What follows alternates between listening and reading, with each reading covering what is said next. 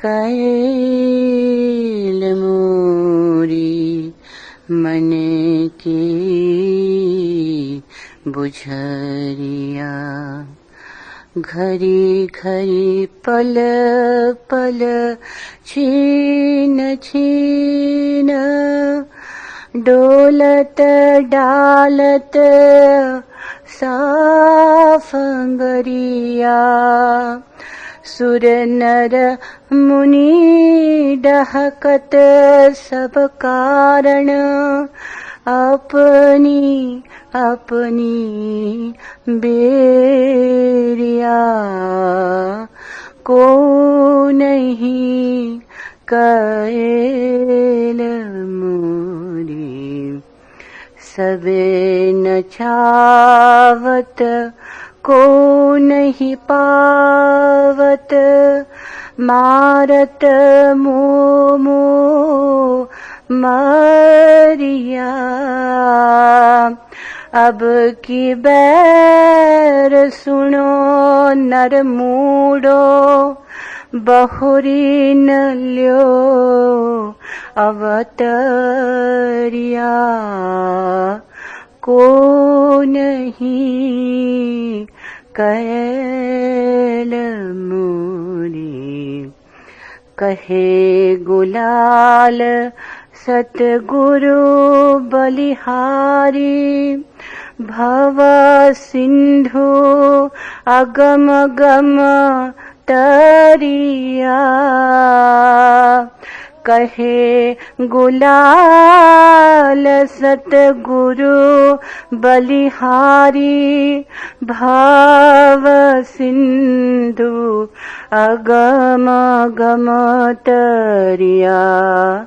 को नहीं कैल मोरे मन के बुझरिया।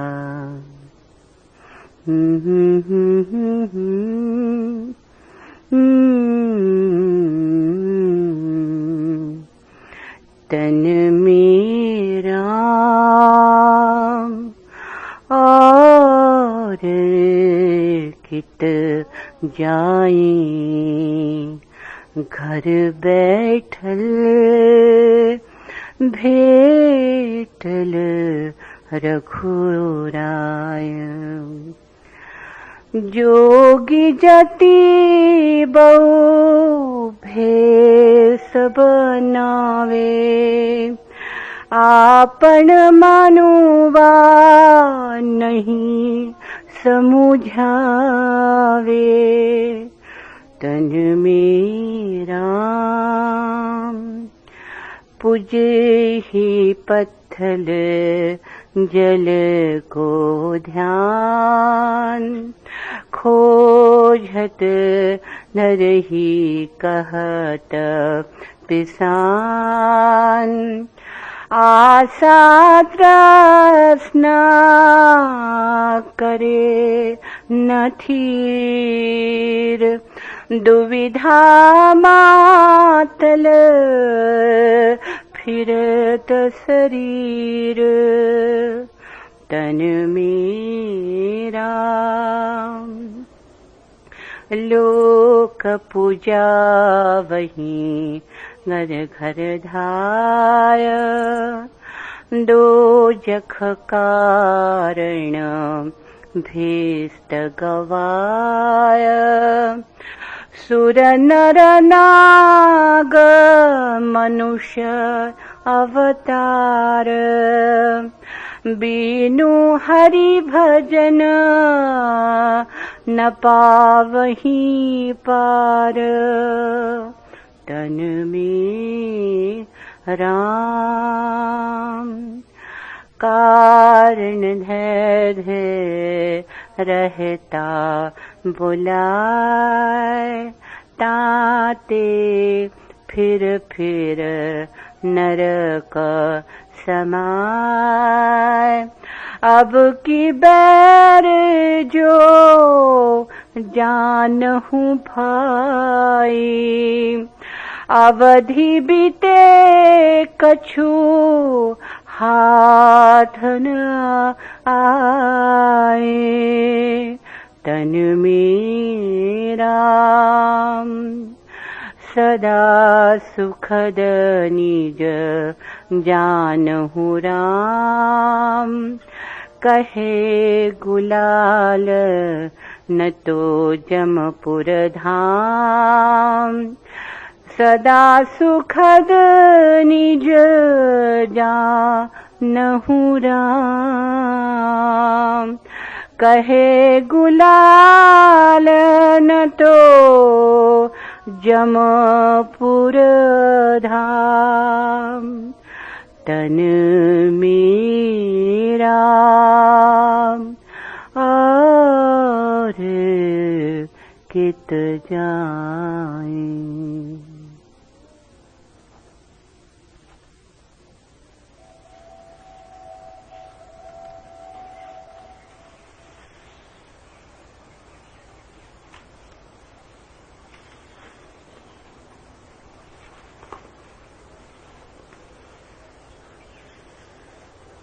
झरत दसों दिस मोती,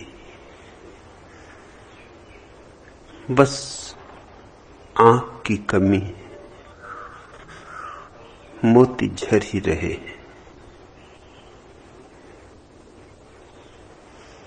कान बहरे,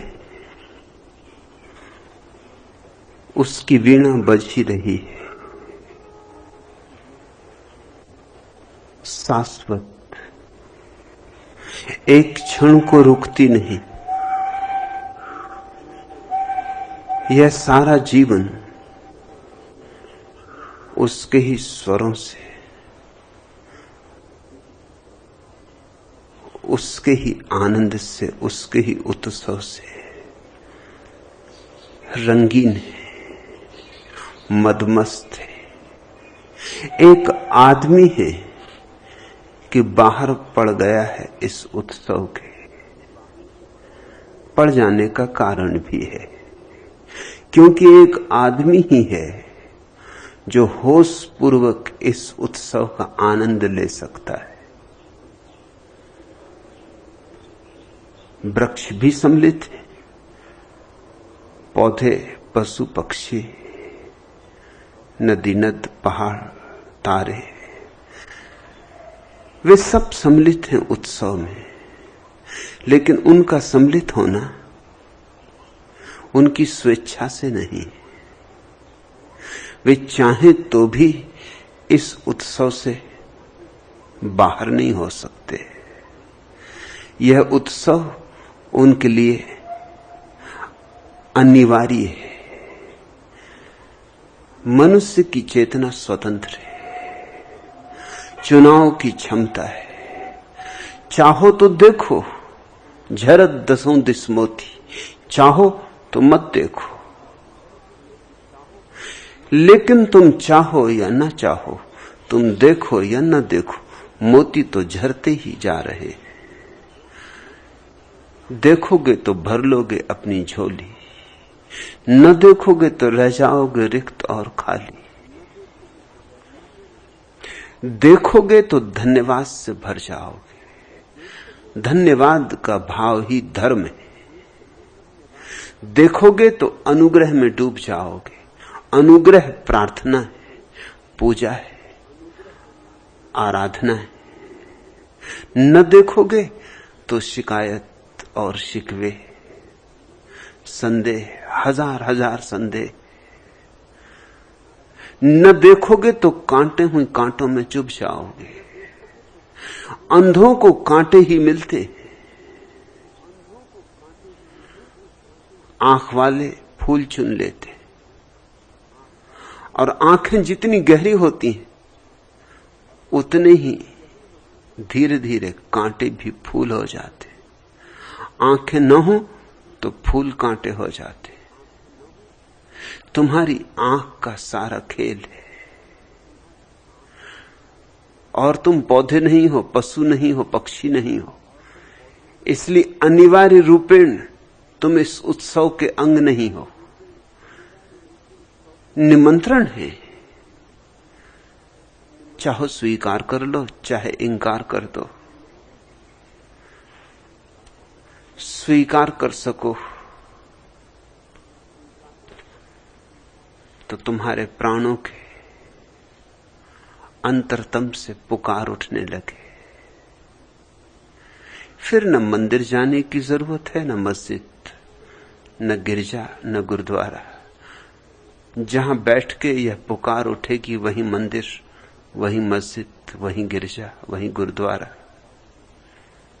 पूनम बन उतरो, भावों की कोमल पाटी पर शाश्वत रंग भरो।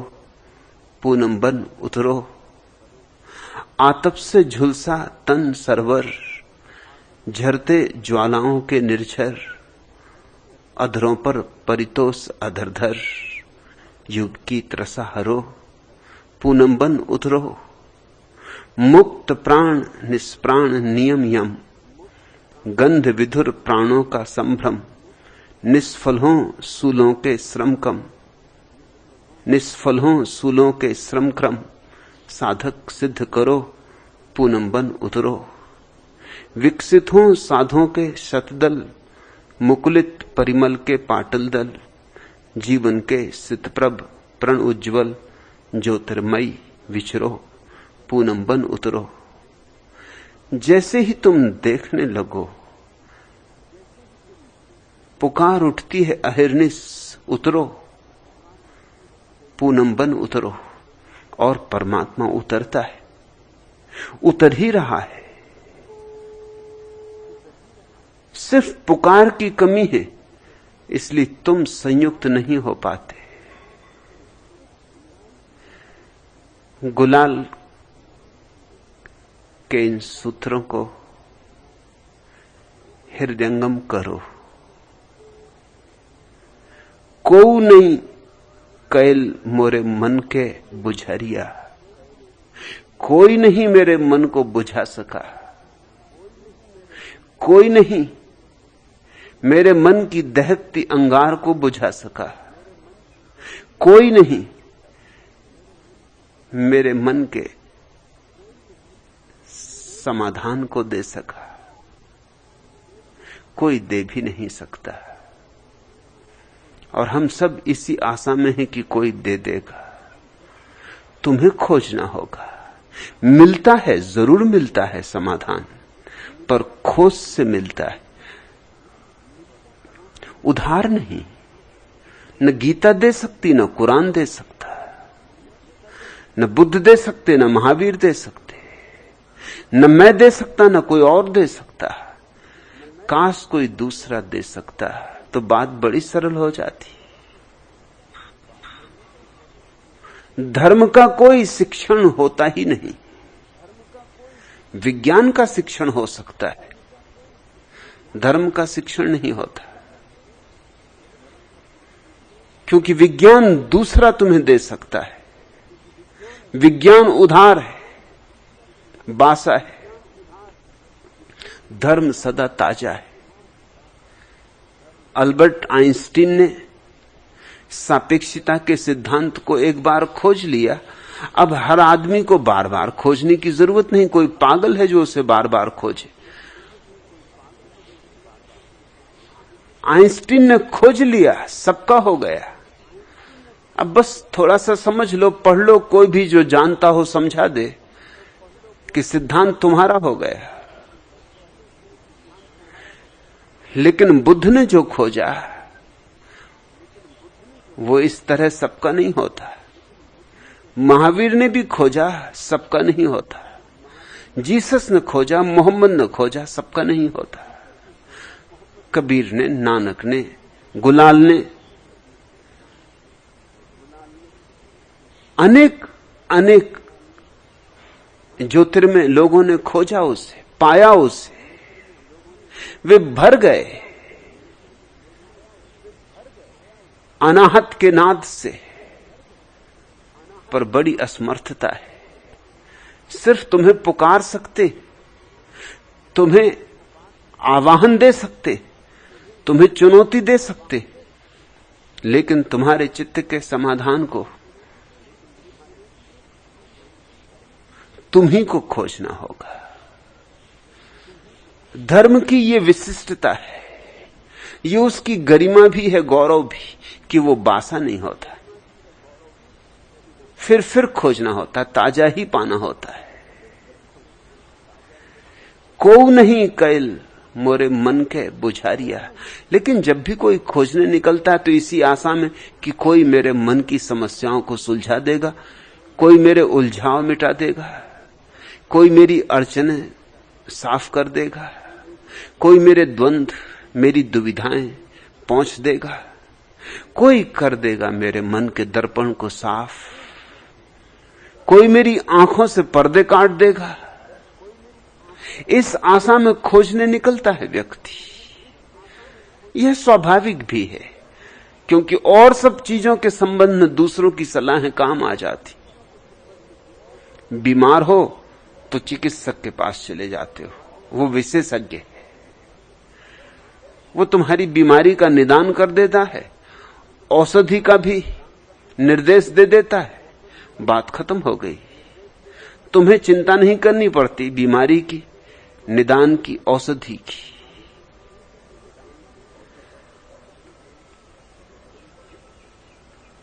विशेषज्ञ हैं बाहर के जगत में, यंत्र बिगड़ जाए विशेषज्ञ हैं, चाहे विशेषज्ञ थोड़ा सा ही करे। मैंने सुना है कि एक बहुत बड़ी फैक्ट्री, ऑटोमेटिक फैक्ट्री, नई डाली गई, एक दिन चली और दूसरे दिन बंद हो गई।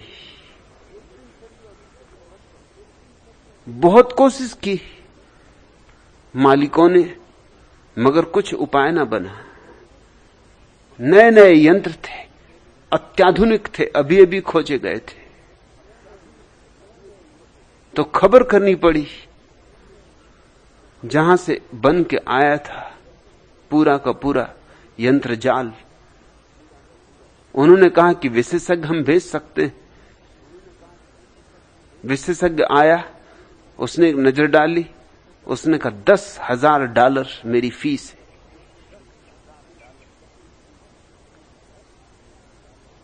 फीस थोड़ी ज्यादा मालूम पड़ी, $10,000 मतलब $1,00,000। मगर फैक्ट्री बंद पड़ी रहे तो लाखों का रोज नुकसान हो रहा था। मालिक राजी हुए, उन्होंने कहा कि ठीक करो, 10,000 लेना। उसने कुछ भी ना किया, उसने जरा पेंच कस लिया और कहीं कुछ ढीला था उसको कस दिया, फैक्ट्री चल पड़ी। मालिक खड़ा देख रहा था, उसने कहा ये तो हद हो गई, जरा से पेंच के कसने के $10,000। उस विशेषज्ञ ने कहा पेंच को कसने के दाम नहीं ले रहा हूं, कहां पेंच ढीला है इसको जानने का, कहां पेंच कसना है इसको जानने के पैसे ले रहा हूं। पेंच तो कोई भी कस देता, लेकिन किसी के भी कसने से यह यंत्र चलने वाला नहीं था।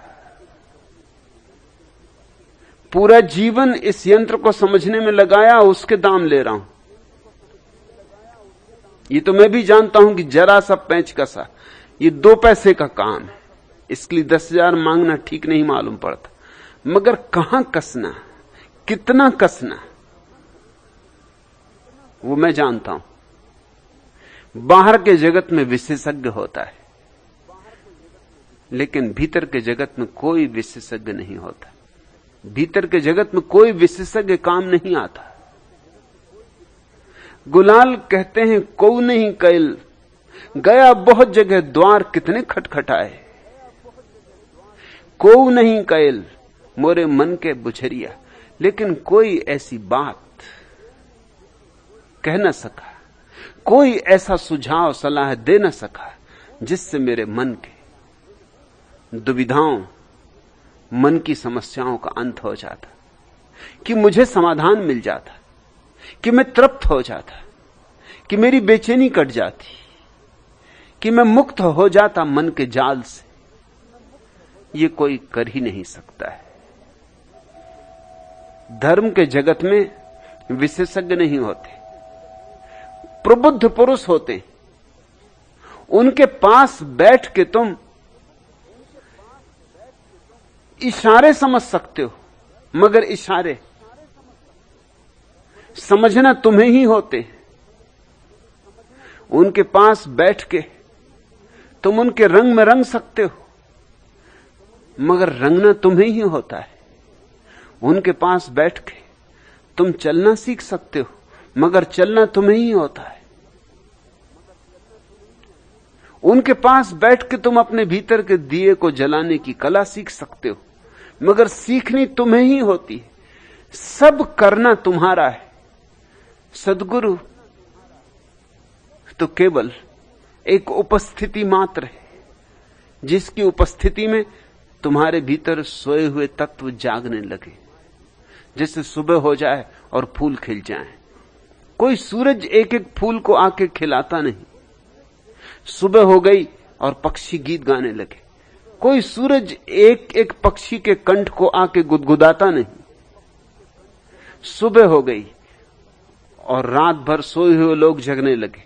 सूरज एक एक द्वार पे आके दस्तक देता नहीं कि उठो भाई, सुबह हो गई, कि अब कब तक सोए रहोगे। नहीं, सूरज की मौजूदगी में कुछ घटता है, लेकिन उन्हीं को घटता है जो घटाने के लिए। नहीं तो सूरज भी निकल आता है। बहुत से लोग तो सोए ही पड़े रहते। सच तो यह है, कुछ लोगों को तभी नींद लगती जब सूरज निकलता है, तब वो और कंबल ओढ़ के सो जाते।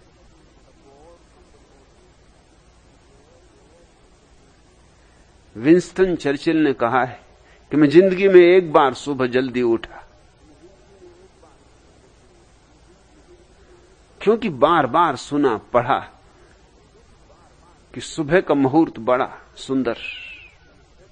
एक बार ही उठा, वो तो उठता ही 10 बजे था, और एक ही बार उठ के जो दुख पाया, फिर दोबारा वो भूल नहीं की।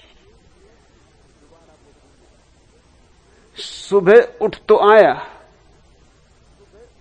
लेकिन सुबह से ही नींद पीछा करने लगी। जिंदगी भर की आदत, किसी चीज में मन ही ना लगे, झपकियां आए। चाय की टेबल पर पहले ही पहुंच गया, बैठ के आधा घंटा राह देखी, तब चाय आई।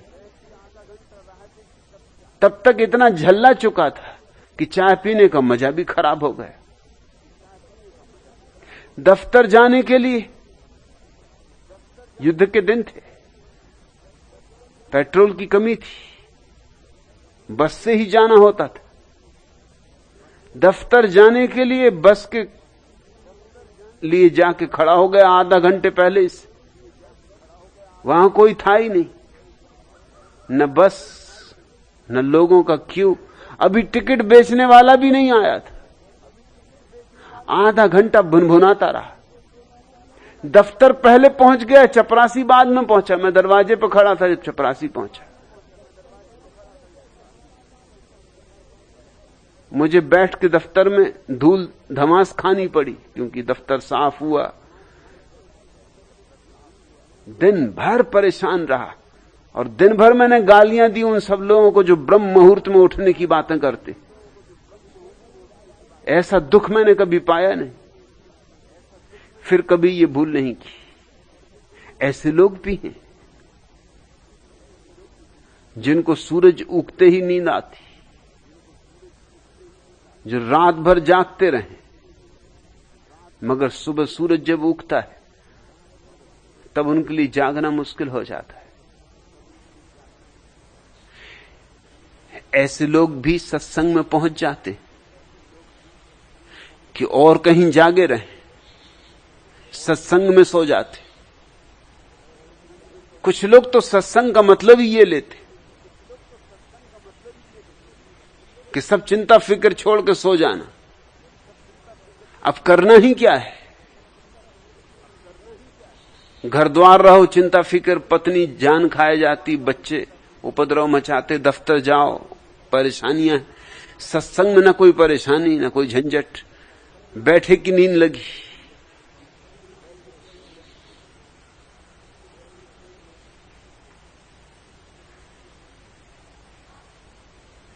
एक फकीर हुए भीखण,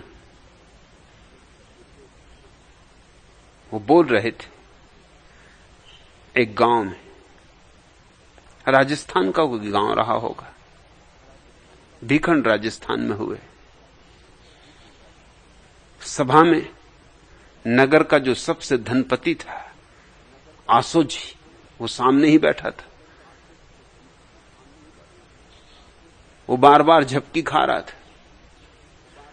भीखण से न रहा गया। कोई साधारण पंडित पुरोहित नहीं थे कि इसकी फिक्र करें कि ये धन पैसे वाला है तो इससे कुछ डरे। बार बार उसकी झपकी से भीखण के बर्दाश्त के बाहर हो गया। भीखण ने कहा, आसो जी क्या सोते हो? आसू जी ने नींद खोली, आंख खोली, कहा नहीं नहीं।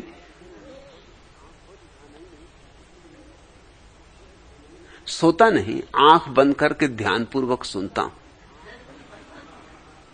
होशियार आदमी तो हर तरफ तरकीबें निकाल लेता है।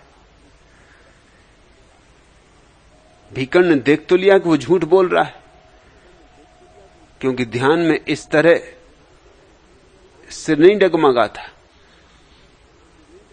झोंका ऐसा आता था कि वो गिर गिर पड़ता जैसा हो रहा था। ध्यान में ये नहीं होता है। शकल सूरत से साफ था कि ध्यान इत्यादि कुछ भी नहीं है।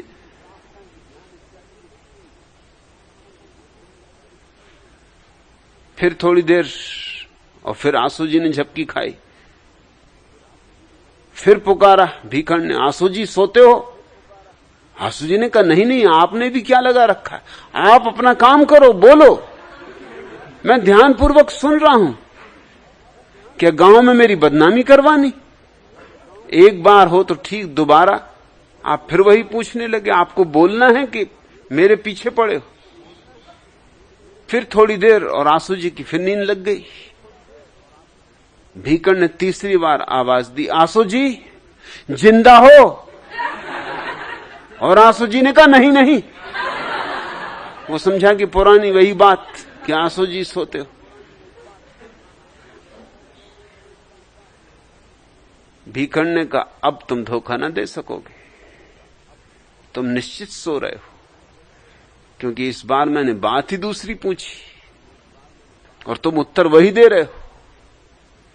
मगर एक लिहाज से तुम्हारा उत्तर सही, क्योंकि जो सोता है वो मुर्दा है, जिंदा है कहां।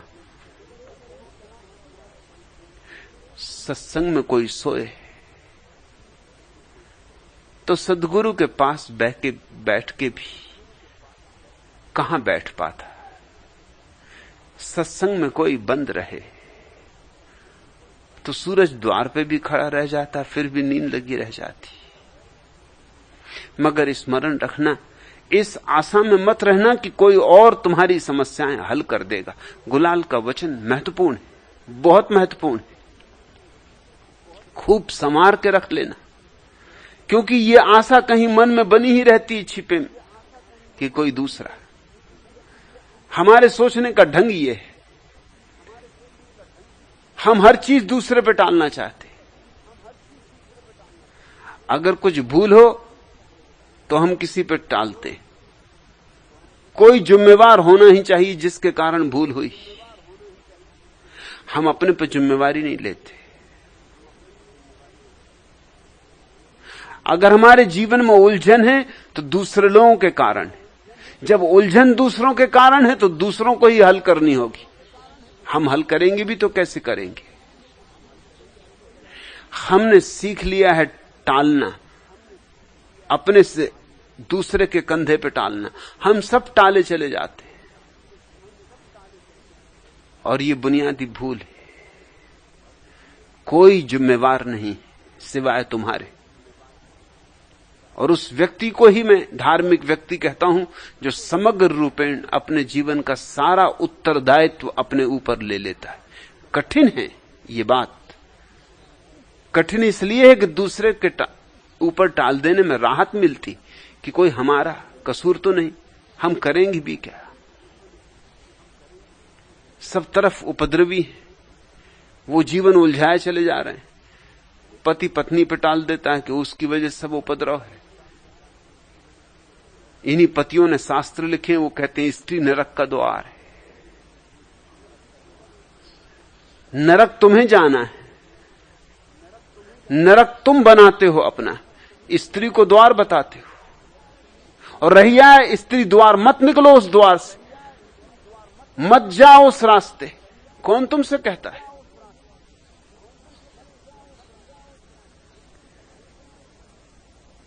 संसार दुख का मूल है, यही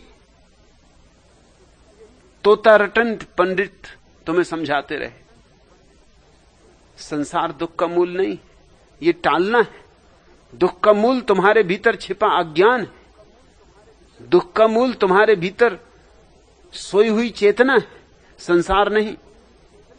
और एक दफा अगर तुमने ये गलत निर्णय ले लिया कि संसार दुख का मूल है, तो फिर और गलत निर्णय इससे निकलेंगे।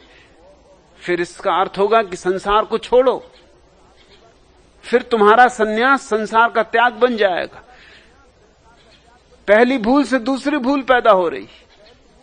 पहले संसार दुख का मूल था, ये मान लिया, अब सुख की तलाश में चले तो संसार छोड़ के चले। न संसार दुख का मूल था, न संसार के त्याग से सुख की उपलब्धि होने वाली। दुख का मूल तुम्हारी अचेतना है, मूर्छा है। सुख का मूल भी वही। जाग जाओ भीतर तो सुख है, जाग जाओ भीतर तो स्वर्ग है, सोए रहो भीतर तो नरक है। महावीर से किसी ने पूछा है, क्या आप मुनि की क्या परिभाषा करते और अमुनि की क्या परिभाषा करते? तो महावीर ने वही परिभाषा नहीं की जो जैन शास्त्रों में की गई, जैन मुनि करते। महावीर कैसे वैसी परिभाषा कर सकते थे? महावीर तो उन उत्तुंग शिखरों से बोलते हैं जहां से केवल सत्य ही बोला जा सकता है। महावीर ने व्याख्या की, शायद किसी ने इतनी सरल, इतनी सीधी, इतनी साफ, इतनी सचोट व्याख्या नहीं की।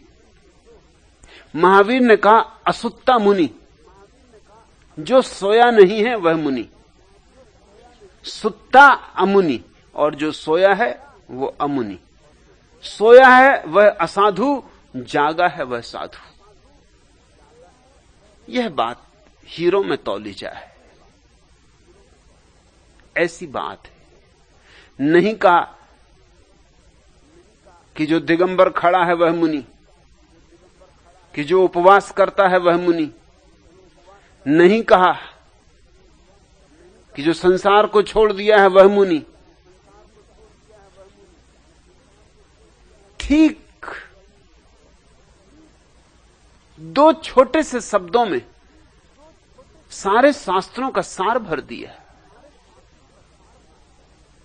गंगोत्री बन गए दो छोटे से शब्द, असुत्ता मुनि। फिर इससे गंगा बह सकती, पूरा जीवन गंगा हो सकती। पहला कदम भ्रांति का और सारी यात्रा गलत हो जाती। और हमने जो बुनियादी रूप से गलतियां की हैं, उनमें एक गलती यह है कि हम सदा दूसरे पे टालते। कोई भाग्य पे टालता है, कोई संसार पे टालता है, कोई विधाता पे टालता है, कोई किस्मत पे टालता है। कोई कहता है क्या करे, ये दुनिया का ढंग ही ऐसा है।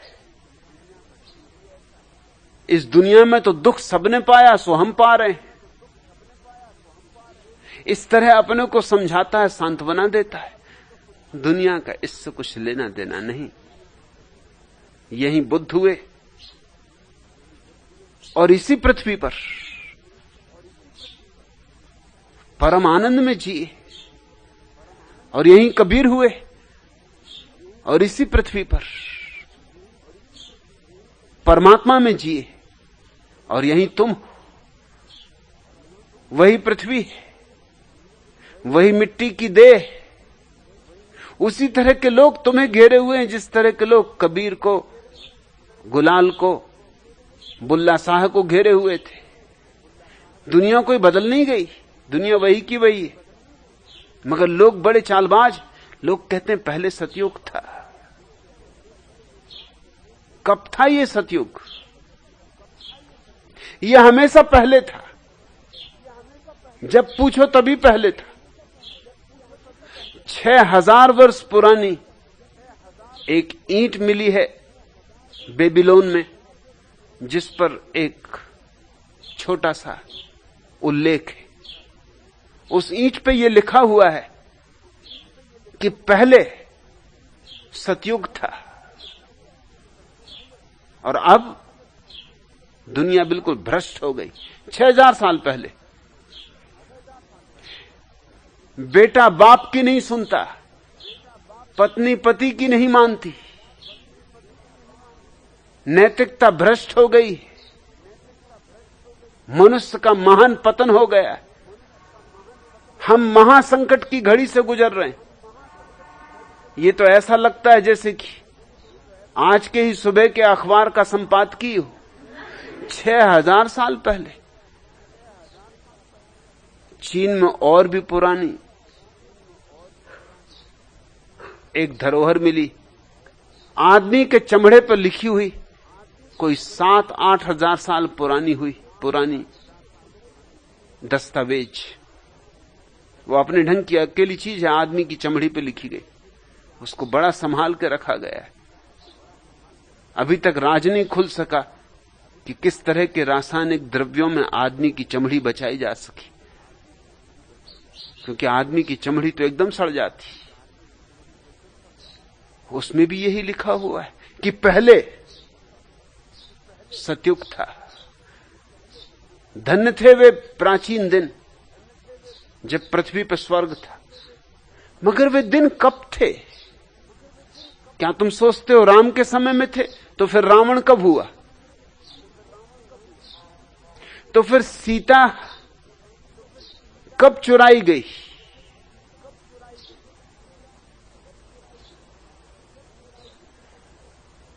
फिर सीता को, गर्भवती सीता को कब उसके पति ने जंगल भिजवा दिया, छोड़ दिया, त्याग दिया?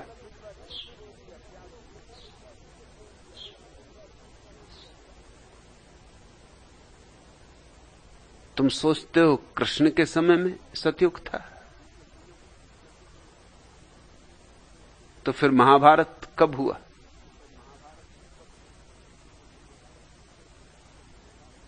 सतयुग कब था? सतयुग कभी नहीं था। वो सिर्फ मनुष्य की कल्पना है। वह आज की परिस्थितियों को जिम्मेवार ठहराने के लिए कल्पना कर लेता अतीत की, सुंदर अतीत की। और अगर अतीत से बचता है तो भविष्य की कल्पना कर लेता है। सतयुग पीछे था और भविष्य में स्वर्ण युग है। और अभी क्या करें, मजबूरी है। अभी तो हर चीज मुश्किल है। और जब भी तुम रहोगे यही हालत रहेगी। सतयुग अतीत में रहेगा, स्वर्ण युग भविष्य में रहेगा, और तुमको रहना है अभी। कुछ राह अभी खोजनी पड़ेगी, राह मिलती नहीं। कारण साफ है, तुम औरों पे टाले चले जाते हो। सतयुग जागृत व्यक्ति के भीतर होता है और कलयुग सोए हुए व्यक्ति के भीतर होता है। सतयुग कलयुग बाहर की बातें नहीं, इतिहास की बातें नहीं, तुम्हारे अंतरतम की कथाएं। ठीक कहते हैं गुलाल, कोऊ नहीं कैल मोरे मन की बुझरिया। घर घर गया हूं, द्वार द्वार खटखटाए हैं, न मालूम कितने जगह भिक्षा पात्र फैलाया कि बुझा दो कोई मेरे मन को, सुलझा दो कोई मेरी उलझन को, अंधेरे को मेरे मिटा दो, जला दो मेरे दिए को। कैसे देखूं प्रभु को, कैसे छुटकारा हो बंधन से, कब बरसेंगे मोती, कब मेरे जीवन में भी वो धन्य घड़ी आएगी। मगर नहीं, कोई भी कुछ न कर सका। घरी घर पल पल छिन छिन डोलत डालत साफ अंगरिया। और ये मेरा मन कि दहका जाता अंगार की तरह। और कोई कुछ नहीं कर पाता, कोई इस आग को बुझा नहीं पाता। घरी घरी पल पल छिन छिन डोलत डालत साफ अंगरिया, मैं देखता हूं कि भीतर आग ही आग है, प्रतिपल आग जल रही, धू धू कर आग जल रही। मैं धुएं की तरह उड़ा जा रहा हूं, अपनी ही आग में जला जा रहा हूं। और कितनों से कहा, कितनों के सामने हाथ जोड़े, चरण छुए कि वर्षा कर दो, कि बुझा दो मेरी इस आग को, कि मैं जल जल के ही नहीं मर जाना चाहता हूं। मगर कोई ये कर ना सका, कोई ये कर ही नहीं सकता है। यह तुम्हें ही करना होगा। धर्म तुम्हें व्यक्ति बनाता है, और व्यक्ति होने का अर्थ होता है अपनी लगाम अपने हाथ में लो। बुद्ध ने कहा है अप्पो दीपो भव, अपने दिए खुद बनो, कोई दूसरे से आशा ना रखो। आशा में भ्रांति है, आशा में विषाद आएगा। आशा आज नहीं कल निराशा बनेगी, तब तुम बहुत तड़फोगे, और हो सकता है तब तक समय भी बीत जाए। तुम दूसरों पर आशा लगाए रखो, और ऐसे लोग हैं धोखेबाज, बेईमान। धर्म के नाम पर जितनी बेईमानी और धोखा चलता, उतना किसी और चीज के नाम पर न चलता है, न चल सकता है। क्योंकि धर्म इतना रहस्यपूर्ण मामला है कि धोखेधड़े की बहुत गुंजाइश है। परमात्मा दिखाई नहीं पड़ता, इसलिए कोई भी उसका पैगंबर हो सकता है। बगदाद में एक आदमी पकड़ा गया जिसने घोषणा कर दी कि मैं ईश्वर का पैगंबर हूं, और ईश्वर ने मुझे भेजा है मोहम्मद के बाद, क्योंकि मोहम्मद की किताब अब बहुत पुरानी पड़ गई। अब नई किताब की जरूरत है, संशोधित संस्करण चाहिए कुरान का। मुसलमान ये बर्दाश्त नहीं कर सकते। मुसलमान तो बहुत मतांध लोग हैं।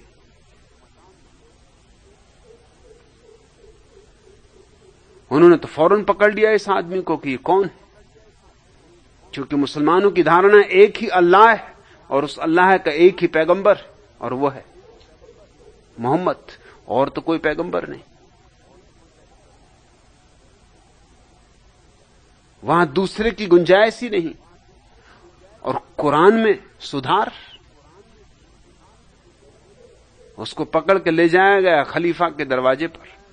खलीफा भी आग बबूला हो गया। उसने कहा बांध दो खंबे से जेल खाने में, करो इसकी पिटाई, 7 दिन रखो भूखा प्यासा और मारो जितना मार सको, 7 दिन बाद मैं आऊंगा, अगर होश आ जाए ठीक।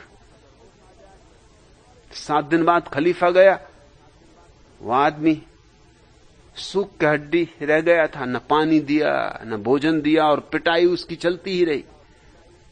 न सोने दिया उसे, जंजीरों से बंधा था खंबे से।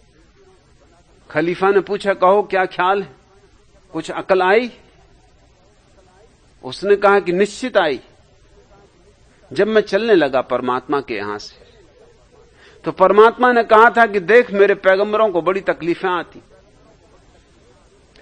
तुमने सिद्ध कर दिया कि मैं सच में ही उसका पैगंबर हूं। कभी कभी मुझे शक होता था, वो शक भी खत्म हो गया। उसके पैगंबरों को ये तकलीफें आती ही रहीं। खलीफा भी चौंका, उसने ये नहीं सोचा था कि नतीजा ऐसा निकलेगा। और भी चौंका इसलिए कि दूसरे खंबे से बंधे हुए एक आदमी ने चिल्ला के कहा यह आदमी सरासर झूठ बोल रहा है। खलीफा ने पूछा कि तुम्हें कैसे पता? उसने कहा मुझे पता नहीं। अरे मैं ही हूं जिसने मोहम्मद को भेजा था, और इसको मैंने कभी भेजा ही नहीं। उसको कुछ दिनों पहले पकड़ा गया था। उसने घोषणा की थी कि मैं स्वयं सृष्टि का निर्माता हूं, ये सृष्टि मैंने ही बनाई, और मैंने ही भेजे तीर्थंकर और पैगंबर और अवतार। और यह आदमी सरासर झूठ बोल रहा है, इस बदमाश को मैंने कभी भेजा ही नहीं, इसकी शक्ल में नहीं पहचानता, इसको मैंने खुद अपने हाथ से बनाया हो यह भी पक्का नहीं। निश्चित ही नौकर चाकरों ने बनाया है।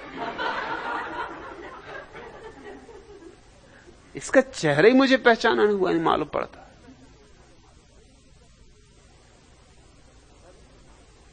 धर्म के नाम पर तो कुछ भी घोषणा कर सकते हो, कोई उपाय नहीं तुम्हारी घोषणाओं को खंडित करने का। तुम अगर कह दो कि मैंने दुनिया बनाई, तो कोई सिद्ध नहीं कर सकता कि तुमने नहीं बनाई। कैसे सिद्ध करेगा? न तुम सिद्ध कर सकते हो कि मैंने बनाई, ना वो सिद्ध कर सकता है कि उसने नहीं बनाई।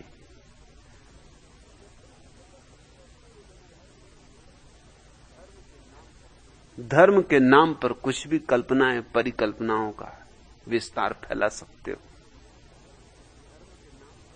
धर्म के नाम पर बहुत धोखाधड़ी चलती है, और धोखाधड़ी का प्रमाण एक ही है। सिर्फ उस व्यक्ति के जीवन में धर्म है जिसके पास उठते बैठते तुम्हें वे सूत्र मिलने शुरू हो जाएं जिनसे तुम अपने भीतर की आग बुझा लो। सद्गुरु सांत्वना नहीं देता, इशारे देता है जिनसे तुम अपने भीतर छिपे हुए सत्य को खोज ले सकते हो। सद्गुरु सत्य नहीं देता, सत्य दिया नहीं जा सकता, सत्य का कोई हस्तांतरण नहीं होता। सत्य कोई वस्तु नहीं है कि कोई तुम्हें दे दे कि तुम ले लो किसी से। न चुराया जा सकता, न छीना जा सकता। सत्य तो एक बोध है। किसी प्रज्वलित व्यक्तित्व के पास बैठकर तुम्हें यह बोध आ जाता है कि अरे मैं भी ऐसा ही हो सकता हूं। किसी प्रज्वलित व्यक्ति के पास बैठकर तुम्हारे भीतर भी एक उमंग उठती, एक उत्साह उठता है कि यह असंभव नहीं, यह संभव है। हड्डी मांस मज्जा की देह में अगर ऐसी ज्योति जल सकती है तो मैं भी तो हड्डी मांस मज्जा का बना हूं, ये ज्योति मुझ में भी जल सकती। ये भरोसा सद्गुरु के पास मिल सकता है और ये भरोसा काफी है। फिर इसके बाद असली खोज शुरू होती। ये श्रद्धा काफी है। ख्याल रखना, श्रद्धा का अर्थ ये नहीं होता कि तुम ईश्वर पर श्रद्धा करो। ईश्वर पर तुम कैसे श्रद्धा करोगे जिसको जाना नहीं, देखा नहीं, पहचाना नहीं, जिसका कोई पता नहीं, उस पर कैसे श्रद्धा करोगे? और जिस ईश्वर को न जानते, न देखा, न पहचाना, उस पर अगर श्रद्धा कर लिए तो झूठों का झूठ हो गया। ऐसे झूठ से कहीं तुम सत्य तक पहुंच सकते हो। श्रद्धा का यह अर्थ नहीं होता कि गीता पे श्रद्धा करो, कुरान पे श्रद्धा करो, वेद पे श्रद्धा करो। कौन जाने, वेद केवल बहुत कुशल लोगों के वचन हो जिन्होंने खुद भी न जाना हो। हजारों किताबें हैं दुनिया में, सुंदर किताबें, लेकिन ज्ञाताओं से नहीं निकली। लिखने में जो कुशल थे, सोचने में जो कुशल थे, शब्दों के जो धनी थे, शब्दों के साथ खेल सकते थे, उनसे निकली। तुम्हें कैसे पक्का होगा कि वेद जिन्होंने जाना उनसे बहे? कोई प्रमाण नहीं हो सकता। कि कुरान उनसे उठी जिन्होंने जाना, मानना ही पड़ेगा, प्रमाण तो कुछ भी नहीं हो सकता। मगर ये मानना तो शुरुआत ही बेईमानी की हो गई। सत्य का शोधी ऐसी मान्यता में नहीं पड़ता। फिर श्रद्धा का क्या अर्थ होता है? श्रद्धा का अर्थ होता है सद्गुरु के पास तुम्हें अपने में श्रद्धा आ जाए। सद्गुरु वही जो तुम्हें स्वयं में श्रद्धा दिला दे, जिसकी मौजूदगी तुम्हारे भीतर स्वर छेड़ दे। तुम्हारे भीतर भी कोई अन जगह राग जग पड़े, तुम्हारे भीतर भी कोई बीज टूट जाए, अंकुरित होने लगे, अपने में श्रद्धा आ जानी धर्म है। मैं भी परमात्मा को पा सकता हूं, मैं भी सत्य को पा सकता हूं, मैं भी परम मुक्ति को पा सकता हूं। अगर बुद्ध ने पाली, कबीर ने पाली, गुलाल ने पाली, तो मेरा क्या कसूर है? अगर मुझ जैसे व्यक्तियों ने पाली तो मैं भी पा सकता हूं। एक दिन बुद्ध भी ऐसे ही अंधेरे में भटकते थे, फिर प्रकाश को उपलब्ध हो गए। आज तुम अंधेरे में भटक रहे हो, कल प्रकाश को उपलब्ध हो सकते हो। अंधेरे में भटकने वाले ही तो प्रकाश को उपलब्ध हुए। अंधों ने ही तो आंखें पाई और बहरों ने ही तो उस अमृत नाद को सुना है। हम भी बहरे हैं, हम भी अंधे हैं, तो घबराने की कोई बात नहीं, तो चिंता की कोई बात नहीं, तो हताश होने की कोई बात नहीं। ऐसा जिसके पास भरोसा आ जाए, बस इतना भरोसा सद्गुरु दे सकता है। सुर नर मुनि डहकत सब कारण अपनी अपनी बेरिया, ऐसे तो बकवास लगी हुई, सब बोले जा रहे हैं। साधु हैं, संत हैं, महात्मा हैं, सुर नर मुनि डहकत डहक रहे हैं। और तुम्हारी भी आदत है, जो जितने जोर से बोले, टेबल पीट के बोले, लगता है सत्य बोल रहा होगा। यहां जोर से बोलने वाला आदमी समझा जाता है कि सच बोल रहा है।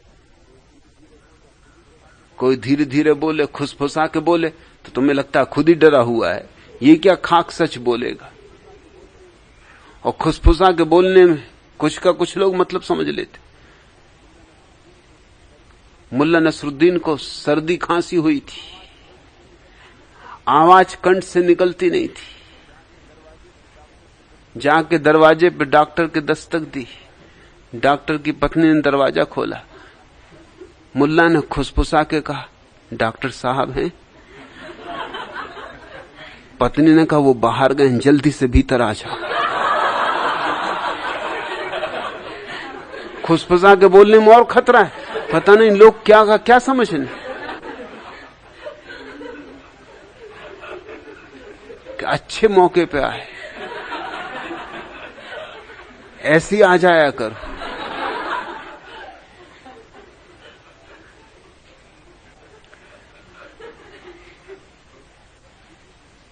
एक विधि विद्यालय का प्रोफेसर अपना अंतिम संदेश दे रहा था स्नातकों को जो उत्तीर्ण हो गए थे और अब जल्दी ही अदालतों में जाके वकालत शुरू करेंगे। तो उसने कहा, ये मेरा आखिरी संदेश तुम्हारे लिए, जो मैं सदा अपने विद्यार्थियों को देता हूं जब वो मुझे छोड़ते हैं।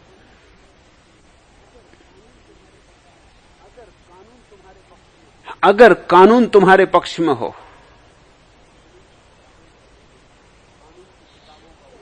तो कानून की किताबों का उद्धरण दो।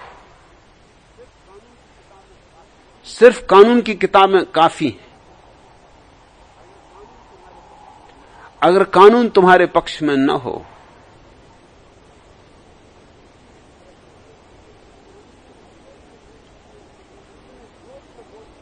तो जितने जोर से बोल सको उतने जोर से बोलो। कानून की फिक्र छोड़ दो।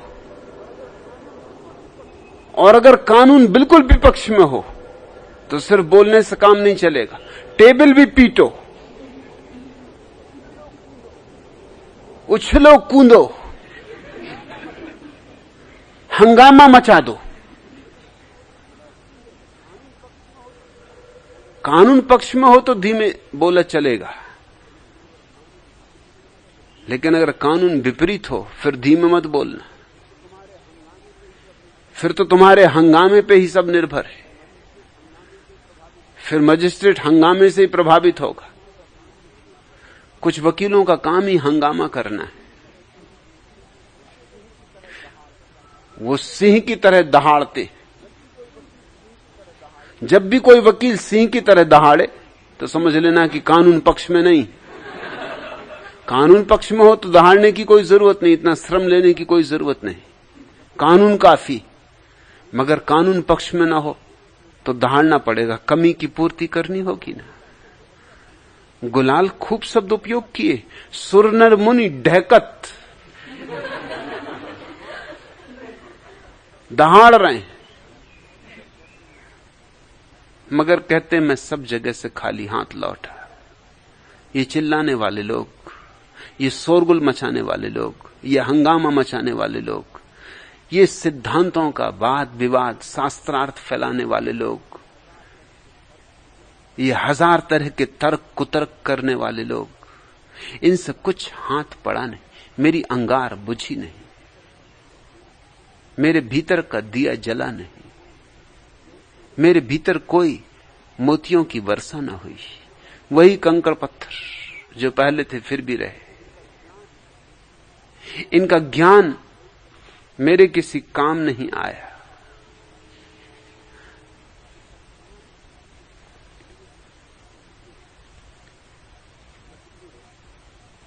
सद्गुरु वह है जिसके पक्ष में अस्तित्व है।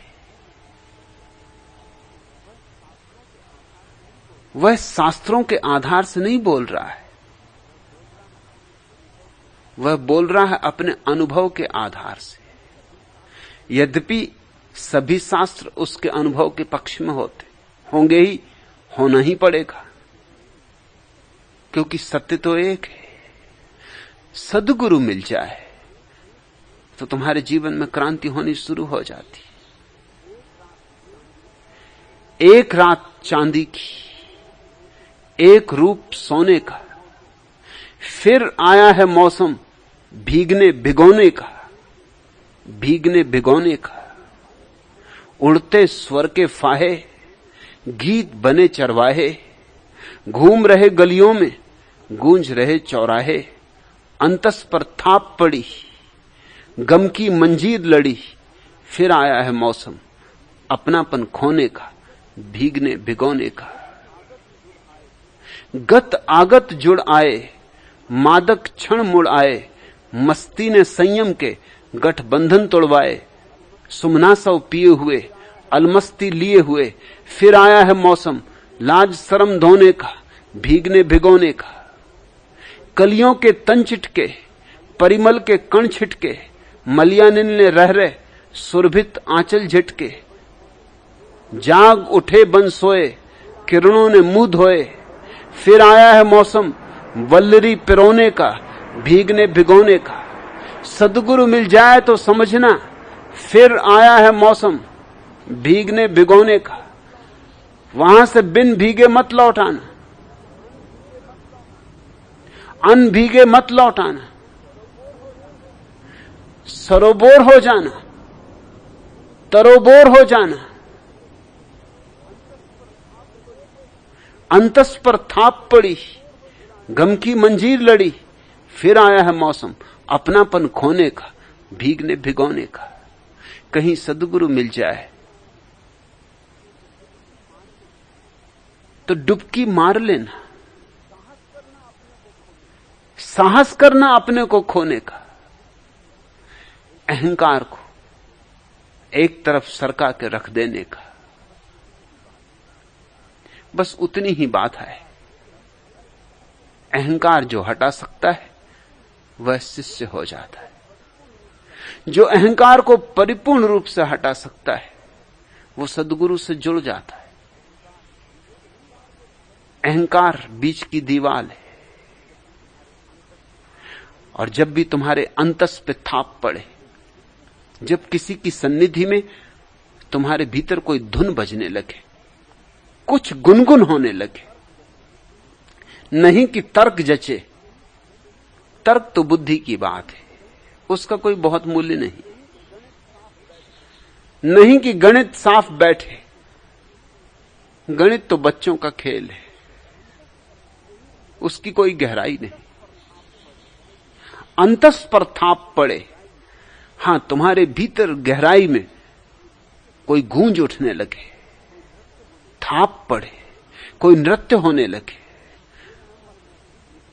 तो फिर चूकना मत, समझ लेना फिर आया है मौसम अपनापन खोने का, भीगने भिगोने का। डरेगा मन, अहंकार झिझकेगा, अहंकार हजार तरकीबें खोजेगा कि सावधान। इधर मैं देखता हूं रोज नए लोग आ जाते, खासकर भारतीय। उन्हें देख के मुझे हैरानी होती। सुनने आते हैं, मैं हाथ जोड़ के आते जाते नमस्कार करता हूं, वे हाथ जोड़ के नमस्कार भी नहीं कर सकते, नमस्कार का उत्तर भी नहीं दे सकते। यहां सैकड़ों लोग हाथ जोड़कर नमस्कार कर रहे हैं, मगर वो ऐसे बैठे रहते हैं अकड़े पत्थर की तरह। जैसे हाथ जोड़ के नमस्कार कर लेंगे तो कुछ खो जाएगा, कुछ गंवा देंगे। और उनसे ये आशा मैं रखता नहीं कि पहले वो नमस्कार करें, पहले मैं ही नमस्कार कर रहा हूं। नमस्कार का उत्तर देने तक में कंजूसी हो जाती। क्या खाक समझेंगे, क्या खाक सुनेंगे। झुकना तो बहुत दूर, भीगना तो बहुत दूर। वो ऐसे बच के खड़े हैं कि कहीं बूंदाबांदी पड़ न जाए, कोई और उछ के छलांग मारे और कहीं पानी से कुछ बूंदाबांदी इन पे न पड़ जाए। वो ऐसे डरे हुए खड़े, वैसे दूर किनारे पे खड़े हुए कि यहीं से देखते रहें कि खतरे का कोई मौका आ जाए तो भाग खड़े हूं। भागने का इंतजाम करके खड़े हुए। इतना दयनीय तो ये देश कभी भी न था।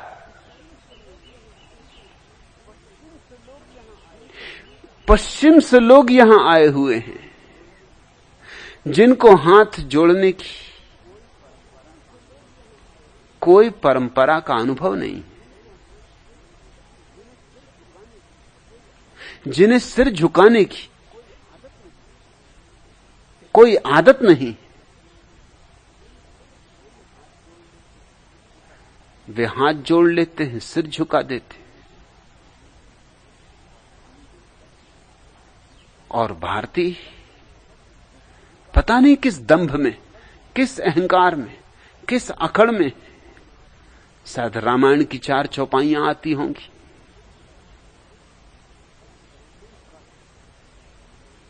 तो अकड़, शायद ब्राह्मण होंगे तो अकड़। और अब तो अकड़ का कहना क्या, अब तो शूद्र भी अकड़ा हुआ है, वो भी अब शूद्र नहीं हरिजन है। तो वो कैसे हाथ जोड़े। यहां देखते हैं सत्संग का ये विहान, ये प्रभात, ये शांत मौन बैठे हुए लोग। इनमें अधिक हैं जिनको जो भाषा मैं बोल रहा हूं अभी समझ में भी नहीं आती, फिर भी बैठे हैं मौन, फिर भी पी रहे हैं। नहीं भाषा तो भाव से ही, असली बात तो भाव ही है। नहीं शब्द समझ में आते, क्या लेना देना शब्दों से। असली सवाल तो सद्गुरु के साथ होना है। और भारतीय आते हैं तो मैं चकित होता हूं। एक उठा, दूसरा उठा, तीसरा उठा, जैसे उठने को ही आए थे। आए ही क्यों थे? क्यों नाहक कष्ट किया?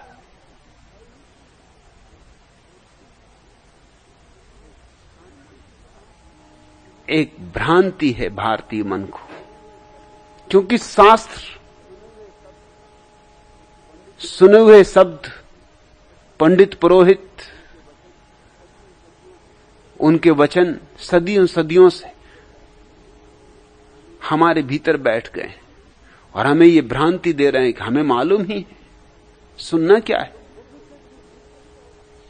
तुम बुद्ध से चूके, तुम महावीर से चूके, तुम कबीर से चूके, तुम चूकते ही रहोगे।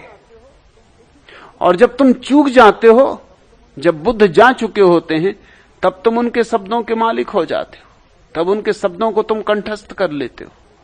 जब वे मौजूद होते हैं तब तुम अकड़े खड़े रहते हो।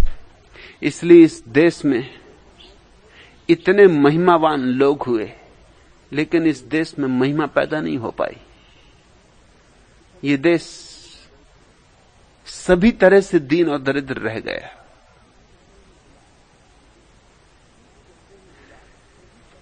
ठीक कहते हैं गुलाल,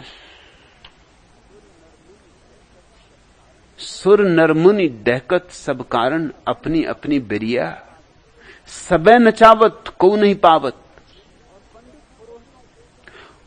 और पंडित पुरोहितों के, तथाकथित तोतों के चक्कर में पड़े हुए नाच तो वे तुम्हें बहुत नचाएंगे, लेकिन पाओगे तुम कुछ भी नहीं। पाया उन्होंने स्वयं नहीं, लेकिन फिर तुम उनसे राजी कैसे हो जाते हो? उनसे राजी होने का कारण, वे जानते हैं कला। कला सीधी साफ है, कुछ बहुत जटिल नहीं। तुम जो चाहते हो वही कहते हैं। तुम्हारी मान्यताओं को सहारा देते, तुम्हारी मान्यताओं को पुष्ट करते, तुमसे अहंकार नहीं छीनते, तुम्हारे अहंकार को और बल देते। कहते हैं तुम महान हो,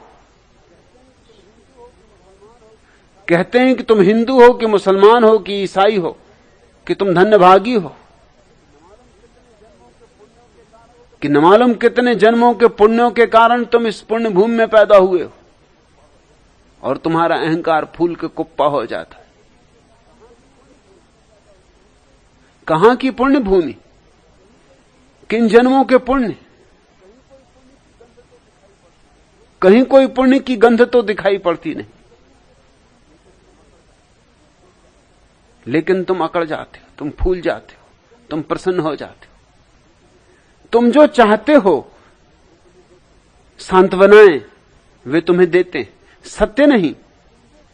सत्य तो चोट करता है, सत्य तो झकझोरता है, सत्य तो आंधी है, अंधड़ है, सब धूल धांस तुम्हारी ले जाएगा उड़ाकर, सूखे पत्ते गिरा देगा। और अगर तुम ज्यादा अकड़े तो बड़े बड़े वृक्ष भी अकड़ में गिर जाते। अंधड़ जब आता है तो घास के पौधे बच जाते, बड़े वृक्ष गिर जाते, क्योंकि घास के पौधों को एक कला आती, झुक जाने की कला। वो अंधड़ के साथ ही झुक जाते,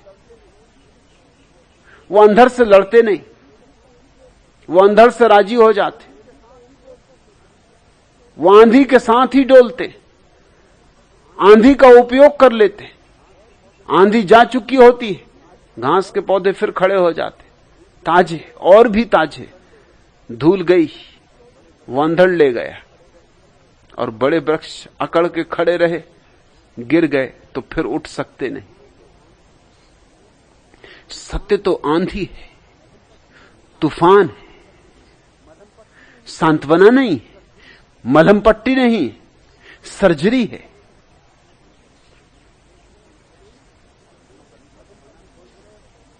और तुम अगर सांत्वना खोज रहे हो तो तुम जरूर किसी चक्कर में पड़ जाओगे। वो तुमसे वही कहेंगे जो तुम चाहते हो। तुम चाहते हो कोई तुम्हें भरोसा दिला दे कि मरने पर भी तुम मरोगे नहीं, तो तुम्हारे पंडित पुरोहित उद्घोषणा करते रहते हैं आत्मा अमर है। मैं नहीं कह रहा हूं कि आत्मा अमर नहीं है, मैं इतना ही कह रहा हूं कि आत्मा अमर है, ये जानना होता है। ये पंडित पुरोहितों के कहने से आत्मा अमर नहीं होती। मगर तुम सुन के बड़े प्रसन्न हो जाते हो, तो तुम कहते हो ठीक है, दे ही जाएगी तो जाने भी दो, हम तो रहेंगे। ये हम, ये अहंकार बचा रहे, तुम्हारा चित्त प्रसन्न हो जाता है, तुम राजी हो जाते हो। फिर तुम 1000 नाच नाचने को राजी हो जाते। फिर वो कहें कि यहां पूजा चढ़ाओ, यहां फूल लगाओ, यहां बत्ती लगाओ, यहां आरती उतारो, तुम राजी, क्योंकि उन्होंने तुम्हारी आरती पहले ही उतार दी। उन्होंने कहा कि तुम अमर हो। उन्होंने कहा कि तुम्हें कुछ और करना नहीं, पूजा पाठ करो, सब पाप कट जाएंगे। उसकी अनुकंपा अपार है, वो तुम्हारे सब पाप काट देगा। तो वो तुम्हें नचवाते हैं कि तुम तो हनुमान चालीसा पढ़ते रहो, कि तुम तो गीता को दोहराते रहो, कंठस्थ करते रहो। सवे नचावत को नहीं पावत, मारत मुंह मुंह मरिया। और इस तरह बस मुंह से मुंह मारते मारते, बकवास ही बकवास करते करते वे खुद भी मरते और तुम्हें भी ले डूबते। अब की बेर सुनो नर मूढ़ो, बहुर न लो अवतरिया।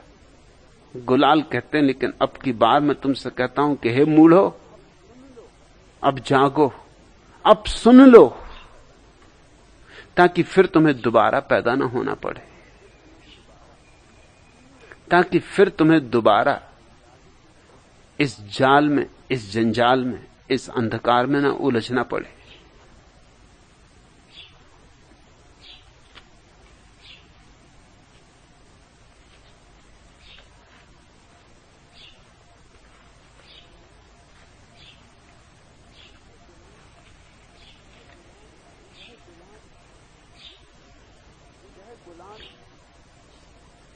कह गुलाल सतगुरु बलिहारी, अगमगम तरिया। अगम्य है इस भवसागर को पार करना, लेकिन गुलाल कहते हैं सद्गुरु मिल जाए तो असंभव भी संभव हो जाता है। कोई मिल जाए जो उस पार पहुंच गया, किसी की उपस्थिति तुम्हारे लिए प्रमाण बन जाए उस पार पहुंचने की, तो असंभव भी संभव हो जाता है। फिर तुम्हारे जीवन में एक नई किरण का सूत्रपात होता है। तुम फिर वही नहीं रह जाते तुम जो हो, तुम वह होने लगते हो जो तुम्हें होना चाहिए। जीवन की जगी आग दिग दहंत दहके, पवन आंदोलित हुलास, छल छल छलके विलास। सौरभ के मेले हैं ठौर ठौर आसपास, पुष्प को मिला सुहाग, मधु महंत महके, दिग दहंत दहके। कन बत्तियां कलियों की, बरजोरी अलियों की, मौसम के अधरों पर गजलें रंग रलियों की। जय जयवंती विहाग, रागवंत चहके, दिग दहंत दहके। जिस दिन सद्गुरु मिलता है उस दिन वसंत आ जाता है। जीवन की जगी आग दिग दहंत दहके, चारों तरफ हुलास छा जाता है। पवन आंदोलित हुलास, छल छल छलके विलास। सौरभ के मेले ठौर ठौर आसपास, पुष्प को मिला सुहाग। जब गुरु मिलता है तो ऐसी ही घटना मिलती जैसे पुष्प को मिला सुहाग, मधु महंत महके, दिग दहंत दहके। तुम अभी कली की तरह हो, फूल हो सकते हो। तुम अभी बीज की तरह हो, वृक्ष हो सकते हो। लेकिन बीज किसी वृक्ष को देख ले तो भरोसा आए संभावना का, नहीं तो आदमी अपने को उतना ही मान लेता है जितना है। उससे ज्यादा हो सकता है इसकी कल्पना ही नहीं उठती। कन बत्तियां कलियों की, बरजोरी अलियों की, मौसम के अधरों पर गजलें रंग रलियों की, जय जयवंती विहाग, रागवंत चहके, दिग दहंत दहके। सद्गुरु कौन, कैसे पहचानोगे? ये सवाल पुराना और नित नया, नित नूतन। कैसे पहचानोगे? गुरु तो बहुत है, गुरु डमे बहुत है। सद्गुरु कौन? गुरुओं की इस भीड़भाड़ में सद्गुरु को कैसे पहचानोगे? कुछ सूत्र सहयोगी हो सकते हैं। पहली बात, जो सद्गुरु नहीं है वो तुम्हारी अपेक्षाएं पूरी करेगा। जो सद्गुरु है वो तुम्हारी अपेक्षाओं को धूल धूसरित कर देगा। जो सद्गुरु नहीं है वो हमेशा तुम्हारी मान्यताओं का समर्थन करेगा, और जो सद्गुरु है वो तुम्हारी मान्यताओं का खंडन करेगा, क्योंकि मान्यताओं के सहारे ही तुम्हारा मन जी रहा है। मान्यताएं गिर जाएं तो मन गिर जाए, और मन गिर जाए तो चैतन्य जग जाए। जो गुरु है और सद्गुरु नहीं, वो परंपरावादी होगा, पुराणवादी होगा, लकीर का फकीर होगा। वो तुम्हारे अतीत को ही पीटेगा, अतीत के ही गुणगान गाएगा, क्योंकि अतीत में ही तुम्हारा अहंकार है। जितना महान तुम्हारा अतीत, उतना तुम्हारा बड़ा अहंकार। जो सद्गुरु है वो तुम्हारे अतीत को छिन्न भिन्न कर देगा। वो कहेगा कोई अतीत नहीं, जो बीता सो बीता, जो गया सो गया, और जो अभी नहीं आया है नहीं आया है। सद्गुरु तुम्हें वर्तमान में ठहराने के सारे उपाय करेगा। उन्हीं उपायों का नाम प्रार्थना है, ध्यान है। प्रार्थना का अर्थ परमात्मा के साथ हाथ जोड़ के कुछ बातचीत करना नहीं। प्रार्थना का अर्थ है प्रेम में झुक जाना, इस अस्तित्व के प्रेम में झुक जाना, भीग जाना, आर्द्र हो जाना। और ध्यान का अर्थ कोई राम राम जपना नहीं। ध्यान का अर्थ है शून्य हो जाना, मिट जाना। प्रेम और ध्यान का अंतिम अर्थ एक ही है, मिट जाना, शून्य हो जाना। सद्गुरु तुम्हें मिटने की कला सिखाएगा, तुम्हें शून्य होने की कला सिखाएगा। साधारण गुरु, मिथ्या गुरु तुम्हें भरेगा जानकारियों से, और सद्गुरु तुम्हारी जानकारियों को छीन लेगा। सद्गुरु तुम्हें फिर आश्चर्य से भर देगा, क्योंकि ज्ञान को हटा लेगा। मिथ्या गुरु के पास किताबों की गंध होगी। मिथ्या गुरु तो ऐसा है जैसे सूखा फूल, किताबों में दबा के रख देते हैं ना, सूखा फूल, न गंध न जीवन। किताबों में दबा हुआ फूल, बस फूल का आभास मात्र। समझो कि फूल की तस्वीर, फूल भी नहीं। सद्गुरु खिला हुआ फूल है, अभी उसकी जड़ें भूमि में, अभी हरे पत्तों पर उसका नृत्य चल रहा है। सद्गुरु जीवंत घटना है, वो किन्हीं सहारों पे खड़ा नहीं होता। वेद ना हो, कुरान ना हो, बाइबल ना हो, कोई अंतर नहीं पड़ता। सद्गुरु का कुछ भी नहीं छिनेगा, लेकिन मिथ्या गुरु का सब छिन जाएगा। उसके तो प्राण वही है, वो तो तोतों की तरह रट रहा है। तोतों में भी कहते हैं थोड़ी ज्यादा अकल होती, पंडितों से तो थोड़ी ज्यादा होती। मैंने सुना है एक तोते को खरीदने एक पंडित गया था। सुनी उसने खबर कि अनूठा तोता आया है तोते वाले की दुकान पर। गायत्री मंत्र बोलता है, नमोकार मंत्र बोलता है। गया देखने, बड़ा शुद्ध उसका उच्चारण था। उसने पूछा दुकानदार से कि क्या इशारे से ये गायत्री बोलेगा? तो दुकानदार ने कहा, आप देखते हैं इसके बाएं पैर में छोटा सा धागा लटका हुआ है, वो किसी और को दिखाई नहीं पड़ता है, पतला सा धागा, काला धागा। बस आप जरा सा वो धागा खींच देना, जिसको आप दिखला रहे होंगे उसको पता भी नहीं चलेगा। उसके धागे को खींचते ही बाएं पैर के ये गायत्री मंत्र बोलता है। और अगर नमोकार मंत्र सुनना हो तो दाएं पैर में वैसा ही धागा बंधा हुआ है, उसे आहिस्ता से खींच देना, किसी को पता नहीं चलेगा, और ये तत्क्षण नमोकार मंत्र बोल देता है।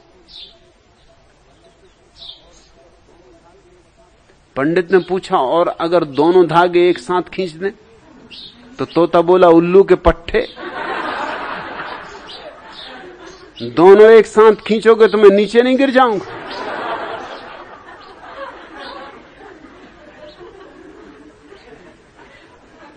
तोतों में भी थोड़ी ज्यादा अकल होती।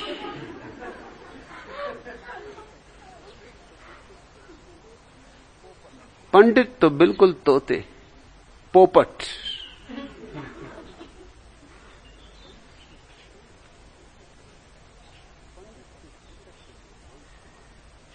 पंडित के भीतर तुम्हें कोई प्रमाण नहीं मिलेगा, उसका अस्तित्व प्रमाण नहीं देगा, उसके आसपास आभा नहीं होगी, उसके आसपास गंध नहीं होगी, उसके आसपास सत्य का कोई आभास भी नहीं होगा।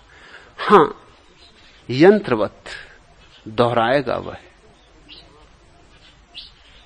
अगर तुम खुली आंख से देखते रहो तो बहुत अड़चन ना आएगी मिथ्या को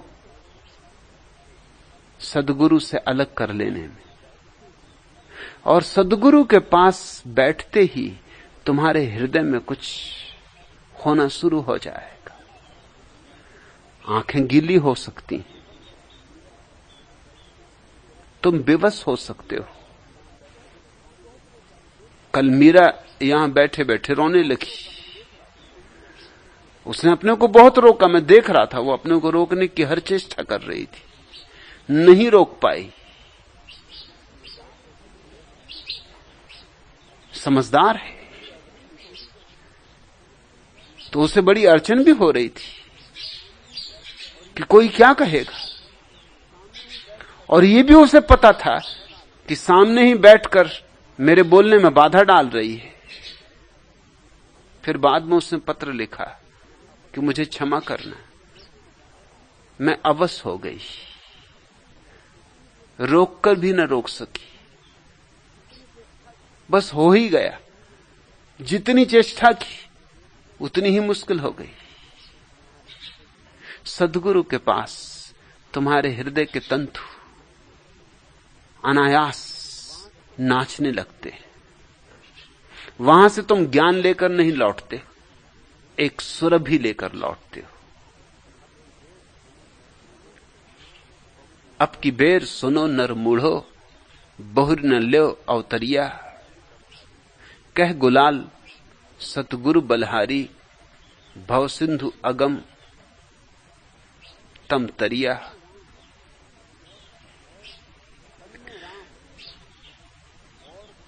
तन में राम और कित जाए। और कहते कहां जा रहे हो खोजने?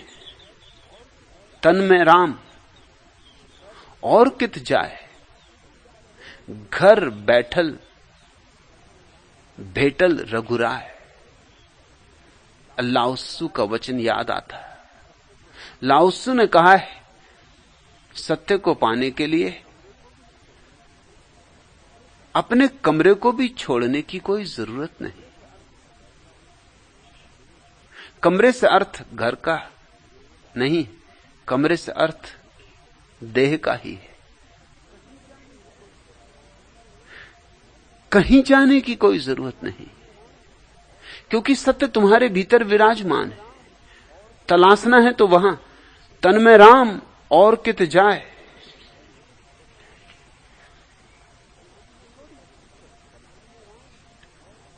थोड़ी भीतर तलाश करनी। हम तो बाहर बाहर भागे रहते, 24 घंटे बाहर बाहर भागे रहते। हमारी धारणा यह है कि जितनी तेजी से भागेंगे उतने जल्दी पहुंचेंगे। इसकी फिक्र ही नहीं है कि बाहर कोई कभी कहीं पहुंचा नहीं। दौड़े बहुत लोग, गिरे अंततः धूल में गिरे, कब्र में मिले। बड़े बड़े दौड़ने वाले कहां पहुंचे? सिकंदर कहां पहुंचे? नेपोलियन कहां पहुंचे?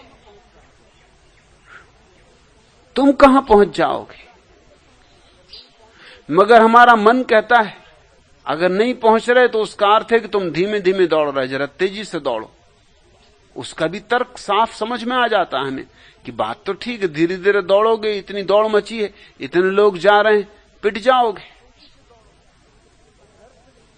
जरा तेजी से दौड़ो। ये संघर्ष है दुनिया, ये प्रतिस्पर्धा है दुनिया। यहां टक्कर मारो जोर से, यहां किसी की फिक्र ना करो। लोगों के कंधों पर सिर रखो, लोगों के सिरों की सीढ़ियां बनाओ, मगर चढ़ो। लक्ष्य सामने रखो कि दिल्ली पहुंचकर रहेंगे, कि दिल्ली दूर नहीं है। और दिल्ली जाके क्या करोगे? दिल्ली में राजघाट है। जो दिल्ली गया वो राजघाट पहुंच जाता। फिर पड़े चारों खाने चित्त राजघाट में।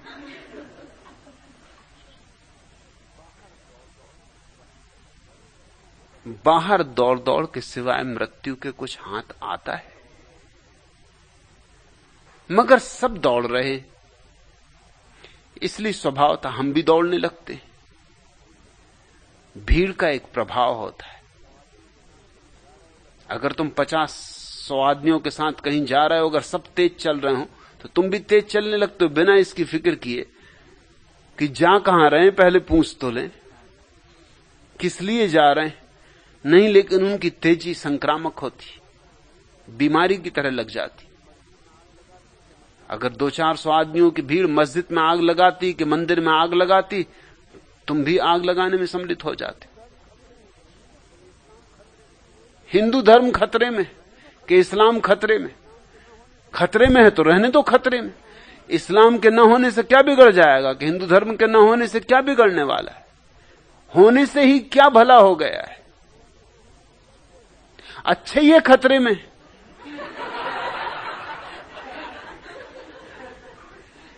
मगर सुना कि इस्लाम खतरे में कि तुम चले, और तुम्हें कभी इस्लाम की खबर नहीं आती। खबर ही तब आती जब खतरे में होता है। हिंदू धर्म से तुम्हें कुछ और लेना देना नहीं, मगर अगर कोई चिल्ला दे कि खतरे में, कि बस भागे, फिर तुम ऐसा काम कर गुजरोगे जो तुम अकेले कभी भी नहीं कर सकते थे। मनोवैज्ञानिक इस पर बहुत खोज करते और वो कहते हैं भीड़ का एक अपना अलग मनोविज्ञान होता है। व्यक्ति अकेला नहीं कर सकता जो काम। अगर एक एक मुसलमान से पूछो कि तुमने ये जो मंदिर जलाया तुम अकेले जला सकते थे, तो वो कहेगा कि नहीं। एक एक हिंदू से पूछो कि तुमने ये जो मस्जिद जला दी तुम अकेले जला सकते थे, वो कहेगा कि नहीं, मुझे ख्याल ही नहीं आता जलाने का। ये बात ही गलत लगती। मगर भीड़ जला रही थी, मैं क्या करूं? मैं तो सम्मिलित हो गया। हमें सम्मिलित होने की आदतें हो गई। जहां भीड़ जा रही हम उसी तरफ चल पड़ते, और सारी भीड़ बाहर जा रही। उस संबंध में सब राजी, हिंदू, मुसलमान, ईसाई, जैन, बौद्ध, सब बाहर जा रहे। छोटा सा बच्चा अनुकरण करना सीखता है, बाप जहां जा रहे हैं वो भी करने लगता है वही। आसपास के लोग जो कर रहे हैं वो भी करने लगता है भाई। सबको कहीं पहुंचना है बाहर, कोई नहीं बताता कहां पहुंचना है, सब उससे कहते हैं बड़े होके पता चल जाएगा। और बड़े होते होते तक वो इतना बुद्धू हो जाता है फिर खुद भी नहीं पूछता कि कहां जा रहे हो। फिर वो अपने बच्चों को कहने लगता है घबराओ मत, जब बड़े हो जाओगे तुमको भी पता चल जाएगा। किसी को पता नहीं चल रहा है कहां हम जा रहे हैं, क्यों हम धन इकट्ठा कर रहे हैं, क्यों पद, क्यों प्रतिष्ठा, क्या मिलेगा, क्या खाक मिल जाएगा अगर सारी दुनिया भी तुम्हें जान लेगी। अगर तुम्हारा नाम दीवाल दीवाल पर भी होगा तो भी क्या हो जाएगा, क्या पालोगे।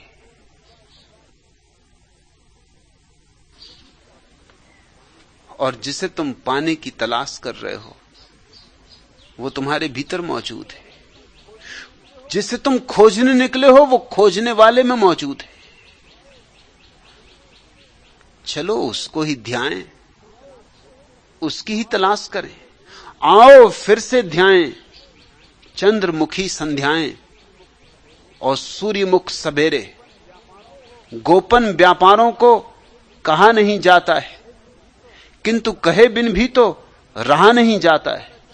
आओ पुनः रचाएं संकेत की ऋचाएं और सप्तपदी फेरे और सूर्यमुख सवेरे। राग रंगी चितवन में और छोर बंध जाएं, पर्वत से मंसूबे बिन साधे सद जाएं। आओ फिर पिघलाएं अलगाव की सिलाएं और अजनबी अंधेरे और सप्तपदी फेरे। आलिंगित श्वासों में फिर आदिम गंध भरें, दुष्यंती रागों में शाकुंतल छंद भरें। आओ पुनः जगाएं सोई स्वर बलगाएं और गीत वन घनेरे और सप्तपदी फेरे। आओ फिर से ध्याएं चंद्रमुखी संध्याएं और सूर्यमुख सवेरे। चांद भी भीतर है और सूरज भी भीतर है। भीतर तुम्हारे पूरा आकाश है। उस भीतर की विराटता का नाम राम है।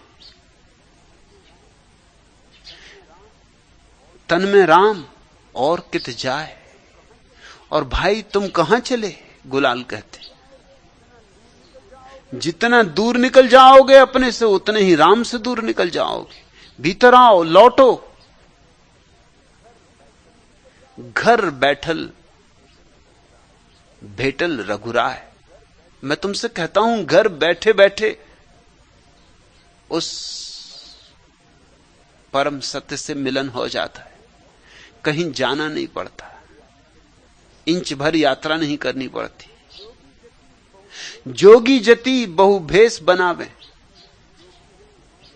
जोगी हैं, यति हैं, न मालूम क्या क्या वेश बना रहे हैं। कोई धूल लपेटे बैठा है, किसी ने तिलक टीके लगा रखे हैं, कोई उल्टा खड़ा हुआ है, किसी ने उल्टे सीधे शरीर को तोड़ा मरोड़ा है। इस सबसे क्या लेना देना? क्यों राम को सता रहे हो? जरा सोचो तो, जब तुम सिर के बल खड़े हो तो राम पे क्या गुजर रही कि जब तुम उपवास कर रहे हो तो किसको उपवास करवा रहे हो? राम को ही करवा रहे हो, क्योंकि वही तो बैठा तुम्हारे भीतर। जब कांटों की सेज पे सो रहे हो तो किसको सुला रहे हो? क्यों व्यर्थ के उपद्रव खड़े कर रहे हो? मगर इन व्यर्थ के उपद्रवों का बड़ा सम्मान है। इनसे अहंकार को तृप्ति मिलती है, आदर मिलता है। जोगी जति बहु भेष बनावे। फिर न मालूम किस किस तरह के वेश बनाते हैं लोग। अगर तुम जोगियों के अलग अलग वेश देखो, अलग अलग उनके रंग ढंग देखो तो बड़े हैरान हो जाओगे। एक से एक मूढ़ता दिखाई पड़ेगी। हालांकि हर मूढ़ता कहीं किसी बहुत गहरे सत्य से शुरू हुई।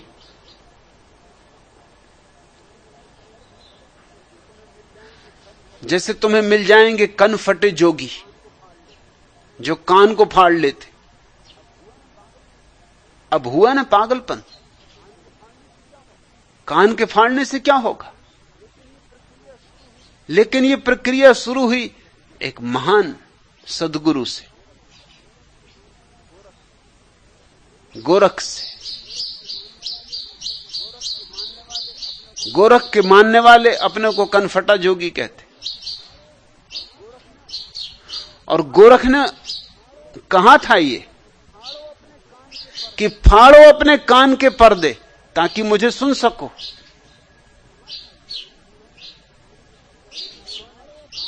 और इन मूढ़ों ने कान के पर्दे वगैरह तो नहीं फाड़े, कान ही फाड़ लिया। गोरख भीतर की बात कर रहे हैं कि बहरे ना रहो, वज्र बधिर हो तुम, थोड़ा सुनो हम क्या कह रहे हैं। इन्होंने कान फाड़ के बैठ गए। मैं दिल्ली के एक घर में मेहमान था। जिनके घर मेहमान था वो किसी महात्मा के बड़े भक्त थे। उन्होंने कहा कि हमने महात्मा जी को भी आपसे मिलने बुलाया, बड़े अद्भुत महात्मा हैं। मैंने कहा उनकी खूबी क्या? कहा लंगोट के पक्के।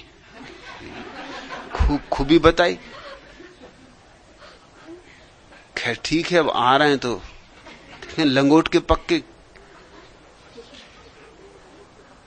और सच में वो लंगोट के पक्के थे। ऐसा कस के लंगोट बांधा हुआ था कि भीतर के राम पे क्या गुजर रही होगी।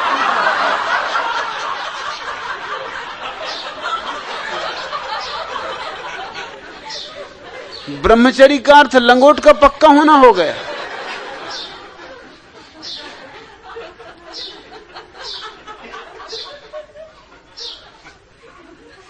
हजार तरह की मूढ़ताएं चल पड़ी और एक से एक वेश। दुनिया में वेशभूषा प्रतियोगिताएं होती हैं।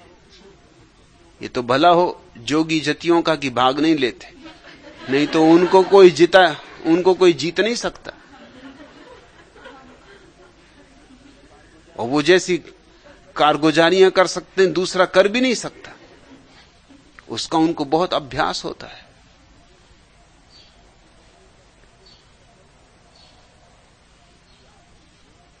मुझे याद है एक योगी मेरे गांव में हुआ करते थे। वो किसी को भी डरा के पैसे ले लेते थे और उनके डराने का ढंग ऐसा था कि कोई भी डर जाए।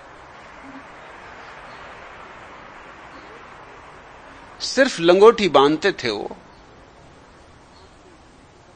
और साथ में एक जंजीर रखते थे और एक बड़ी चट्टान जंजीर में बंधी हुई, उसको लेके वो चलते थे। और किसी के भी घर के सामने खड़े हो जाएं, वो जितना मांगे कि 5 रुपए चाहिए कि 10 रुपए चाहिए तो देना पड़े। अगर न दो तो वहीं भीड़ लगा के उपद्रव खड़ा कर दे। उपद्रव उनका ये था कि वो जन्नेन्द्री में अपना लंगोट निकाल के फेंक देते और जन्नेन्द्री में जंजीर बांध के जन्नेन्द्री से उस चट्टान को उठवा के दिखाते। भीड़ लगी जाए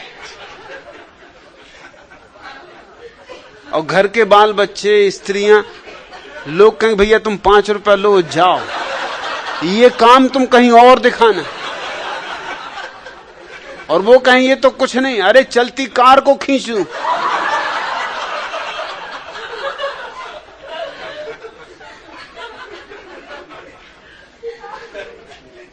अगर तुम्हें ये सब जोगी जतियों का तमाशा देखना हो तो कभी कुंभ के मेले में पहुंच जाना चाहिए। वहां सब कम वक्त इकट्ठे होते हैं।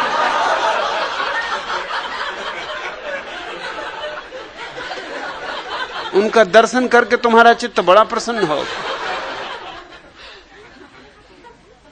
जोगी जति बहु भेष बनावे, आपन मनवा नहीं समझावे, और सब उपद्रव करते, एक बात भर नहीं करते कि अपने मन को हल नहीं करते, उस मन के पार नहीं जाते। पूजें पत्थर जल को ध्यान, पत्थर को पूजेंगे, जल का ध्यान करेंगे, सूर्य नमस्कार हो रहा है, पत्थरों पर रंग पोत लेंगे और देर नहीं लगती। किसी भी पत्थर पर रंग पोत लो, हनुमान जी हो गए।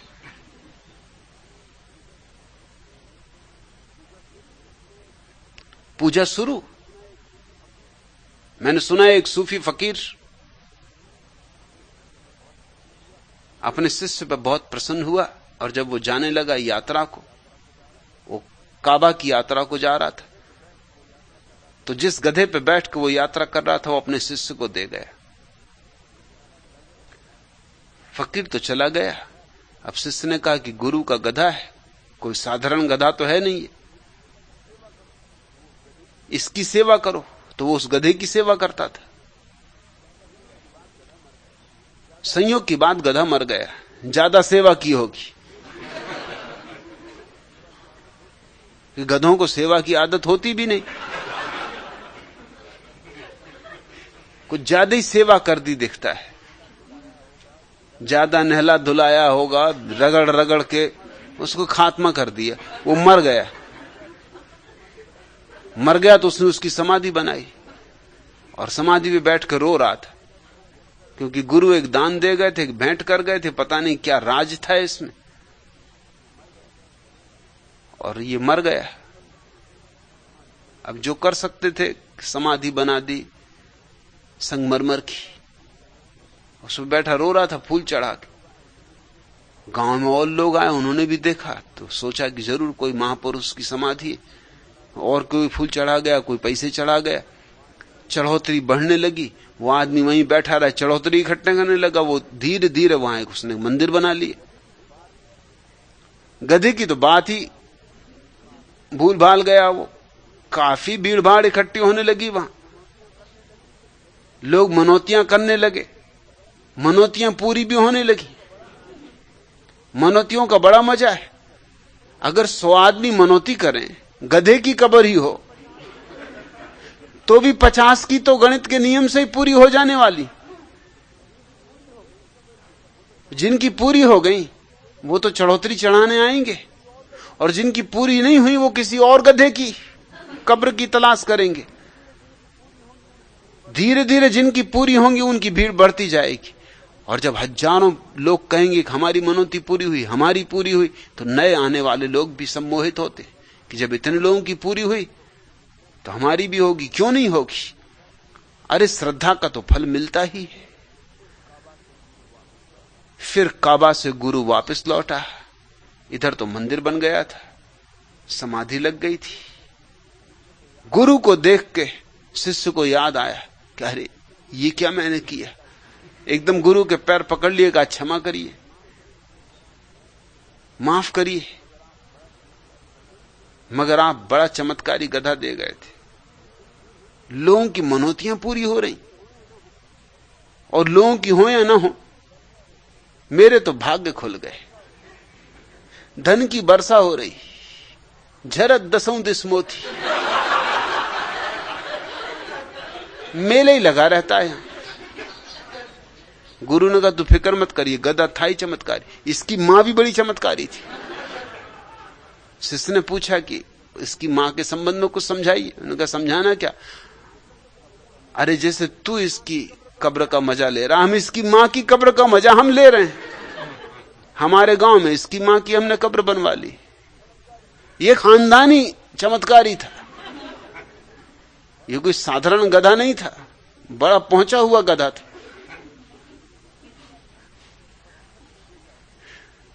पत्थर पूजे जाते, मिट्टी पूजी जाती, पानी पूजा जाता। किससे तुम पूजा करवा रहे हो, और कभी इसका सोचा है? पत्थर के सामने किसको झुका रहे हो? राम को झुकने के लिए कहां कहां ले जा रहे हो? राम की कितनी कवायतें करवा रहे हो? पूजई पत्थर जल को ध्यान, खोजत दूरई कहत पिसान। धूल हाथ लगती की भर में, मगर धूल को तुम आटा समझ रहे हो, धूल बटोर रहे हो और समझ रहे हो भोजन है। मिट्टी पत्थर, इनसे पुष्टि नहीं होगी, इनसे तृप्ति नहीं होगी, इनसे परितोष नहीं होगा। आशा तृष्णा करे न थीर। असली काम कब करोगे? कि तृष्णा को थिर करो, कि वासना की दौड़ को रोको, कि भविष्य की आशा का त्याग करो। आशा तृष्णा करे न थीर, दुविधा मातल फिरत शरीर।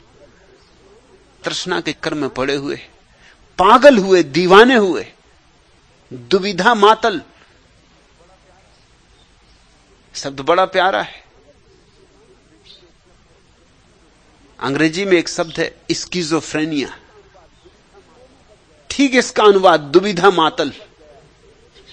जो दो में बट गया है उसको कहते हैं स्किज़ोफ्रेनिक। जो एक नहीं है, जो दो है,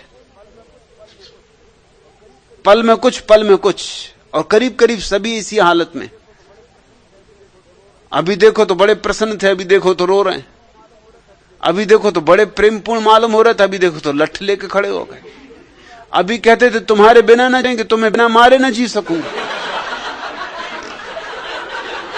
जरा लोगों का तुम दुविधा मातल, दो में बटे हैं और दीवाने हैं। दुविधा मातल फिरत शरीर। लोक पुजावहीं घर घर धाय। और इनकी आकांक्षा एक ही है कि लोग इनको पूजें। इनकी आकांक्षा परमात्मा पाने की नहीं, पूजा मिले, सम्मान मिले, सत्कार मिले, लोग कहें संत हो तुम, महात्मा हो तुम। लोग पुजावहीं घर घर धाय, और इसके लिए घर घर जाते, बजाते हैं चमीटा घर घर के साथ। दोजख कारण भिस्त गमाए। और इस अहंकार की पूजा से नरक में पड़ोगे। दोजख कारण विस्त गमाए, और नरक के लिए बहिष्ठ को, स्वर्ग को गमा रहे हो। अहंकार शून्य होना स्वर्ग को पा लेना, अहंकार पूर्ण होना नरक में पड़ जाना है। सुर नर नाग मनुष्य अवतार, बिन हर भजन न पावई पार। एक बात पक्की स्मरण रखना कि परमात्मा की स्मृति जब तुम्हारे प्राण प्राण में ना उठने लगे, श्वास श्वास में ना उठने लगे, तब तक भटकते ही रहोगे। तब तक कितने ही पत्थर पूजो, कितनी ही गंगा जाओ, कितनी ही काशी, कितने ही काबा, कुछ लाभ नहीं होने का। रोए रोए से प्रभु का स्मरण उठना चाहिए।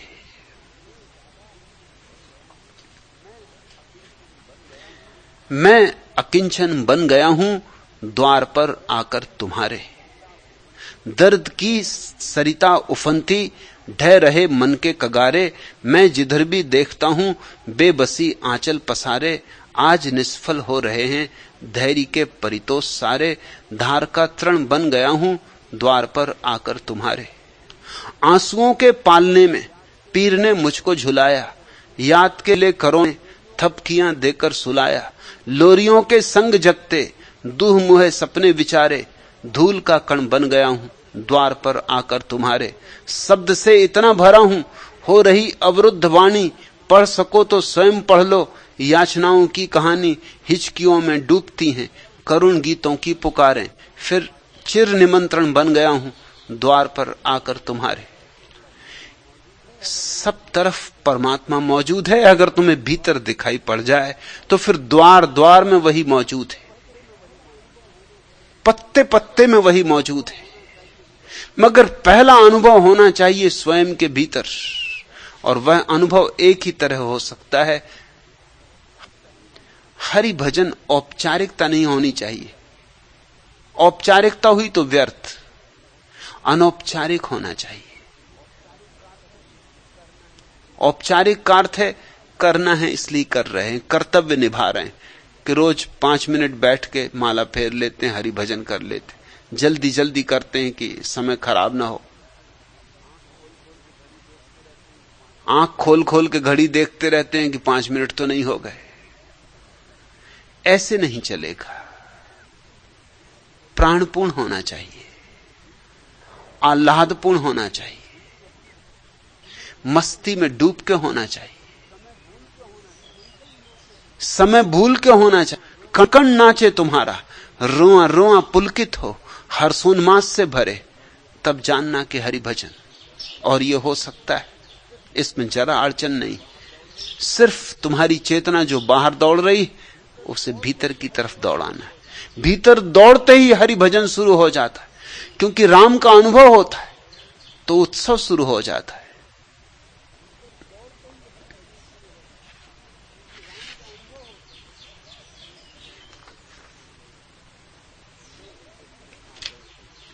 लो फिर से आ गए मिलने के दिन पिया, मिलने के दिन पिया। फिर अली के दल आए, सौरभ के मृग छोने कस्तूरी घन लाए। गोरे कुछ सांवरे प्रसून हुए बावरे, लो फिर से आ गए खिलने के दिन पिया, मिलने के दिन पिया।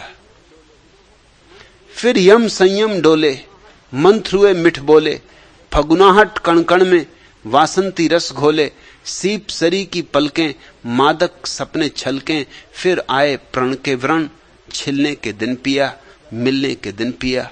फिर सांसें गरमाई, अंगारे भर लाई, चंदन तन कसने को, फिर बाहें अकुलाई।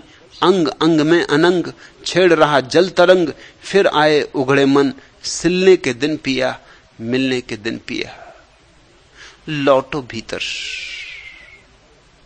तो मिलन का क्षण आ जाए, और एक दफे झलक मिल जाए स्वयं के भीतर जो विराजा है, तो सारा जगत उसी के अस्तित्व से भर जाता है।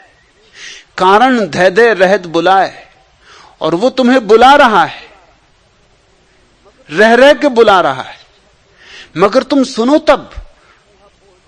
तुम इतने ऊहापोह में उलझे हो, तुम इतनी दौड़ में लगे हो आपाधापी में कि सुने कौन। ताते फिर नरक समाए, और इसी आपाधापी में तुम बार बार नरक में गिर रहे हो, बार बार दुख में गिर रहे हो। अब की बेर जो जानो भाई, कितनी बार कर चुके ये भूल, अब जागो, अब मत दोहराओ इसे। अवधि बिने कछु हाथ ना आई,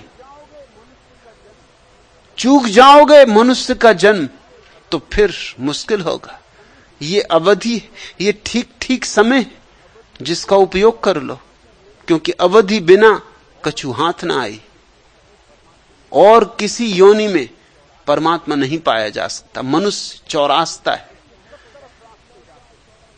इससे सब तरफ रास्ते जाते। चाहो तो वापस लौट जाओ 84 कोटि योनियों में, चाहो तो परमात्मा की राह पकड़ लो। सदा सुखद निज जानऊ राम पाओ, सदा सुख की वर्षा हो रही, झरत दसों दिस मोती। कह गुलाल ना तो जमपुर धाम, और नहीं ये किया तो गुलाल कहते मेरी मजबूरी है, कहना पड़ेगा कि फिर जाओगे यम के हाथों में, फिर मृत्यु के हाथों में पड़ोगे।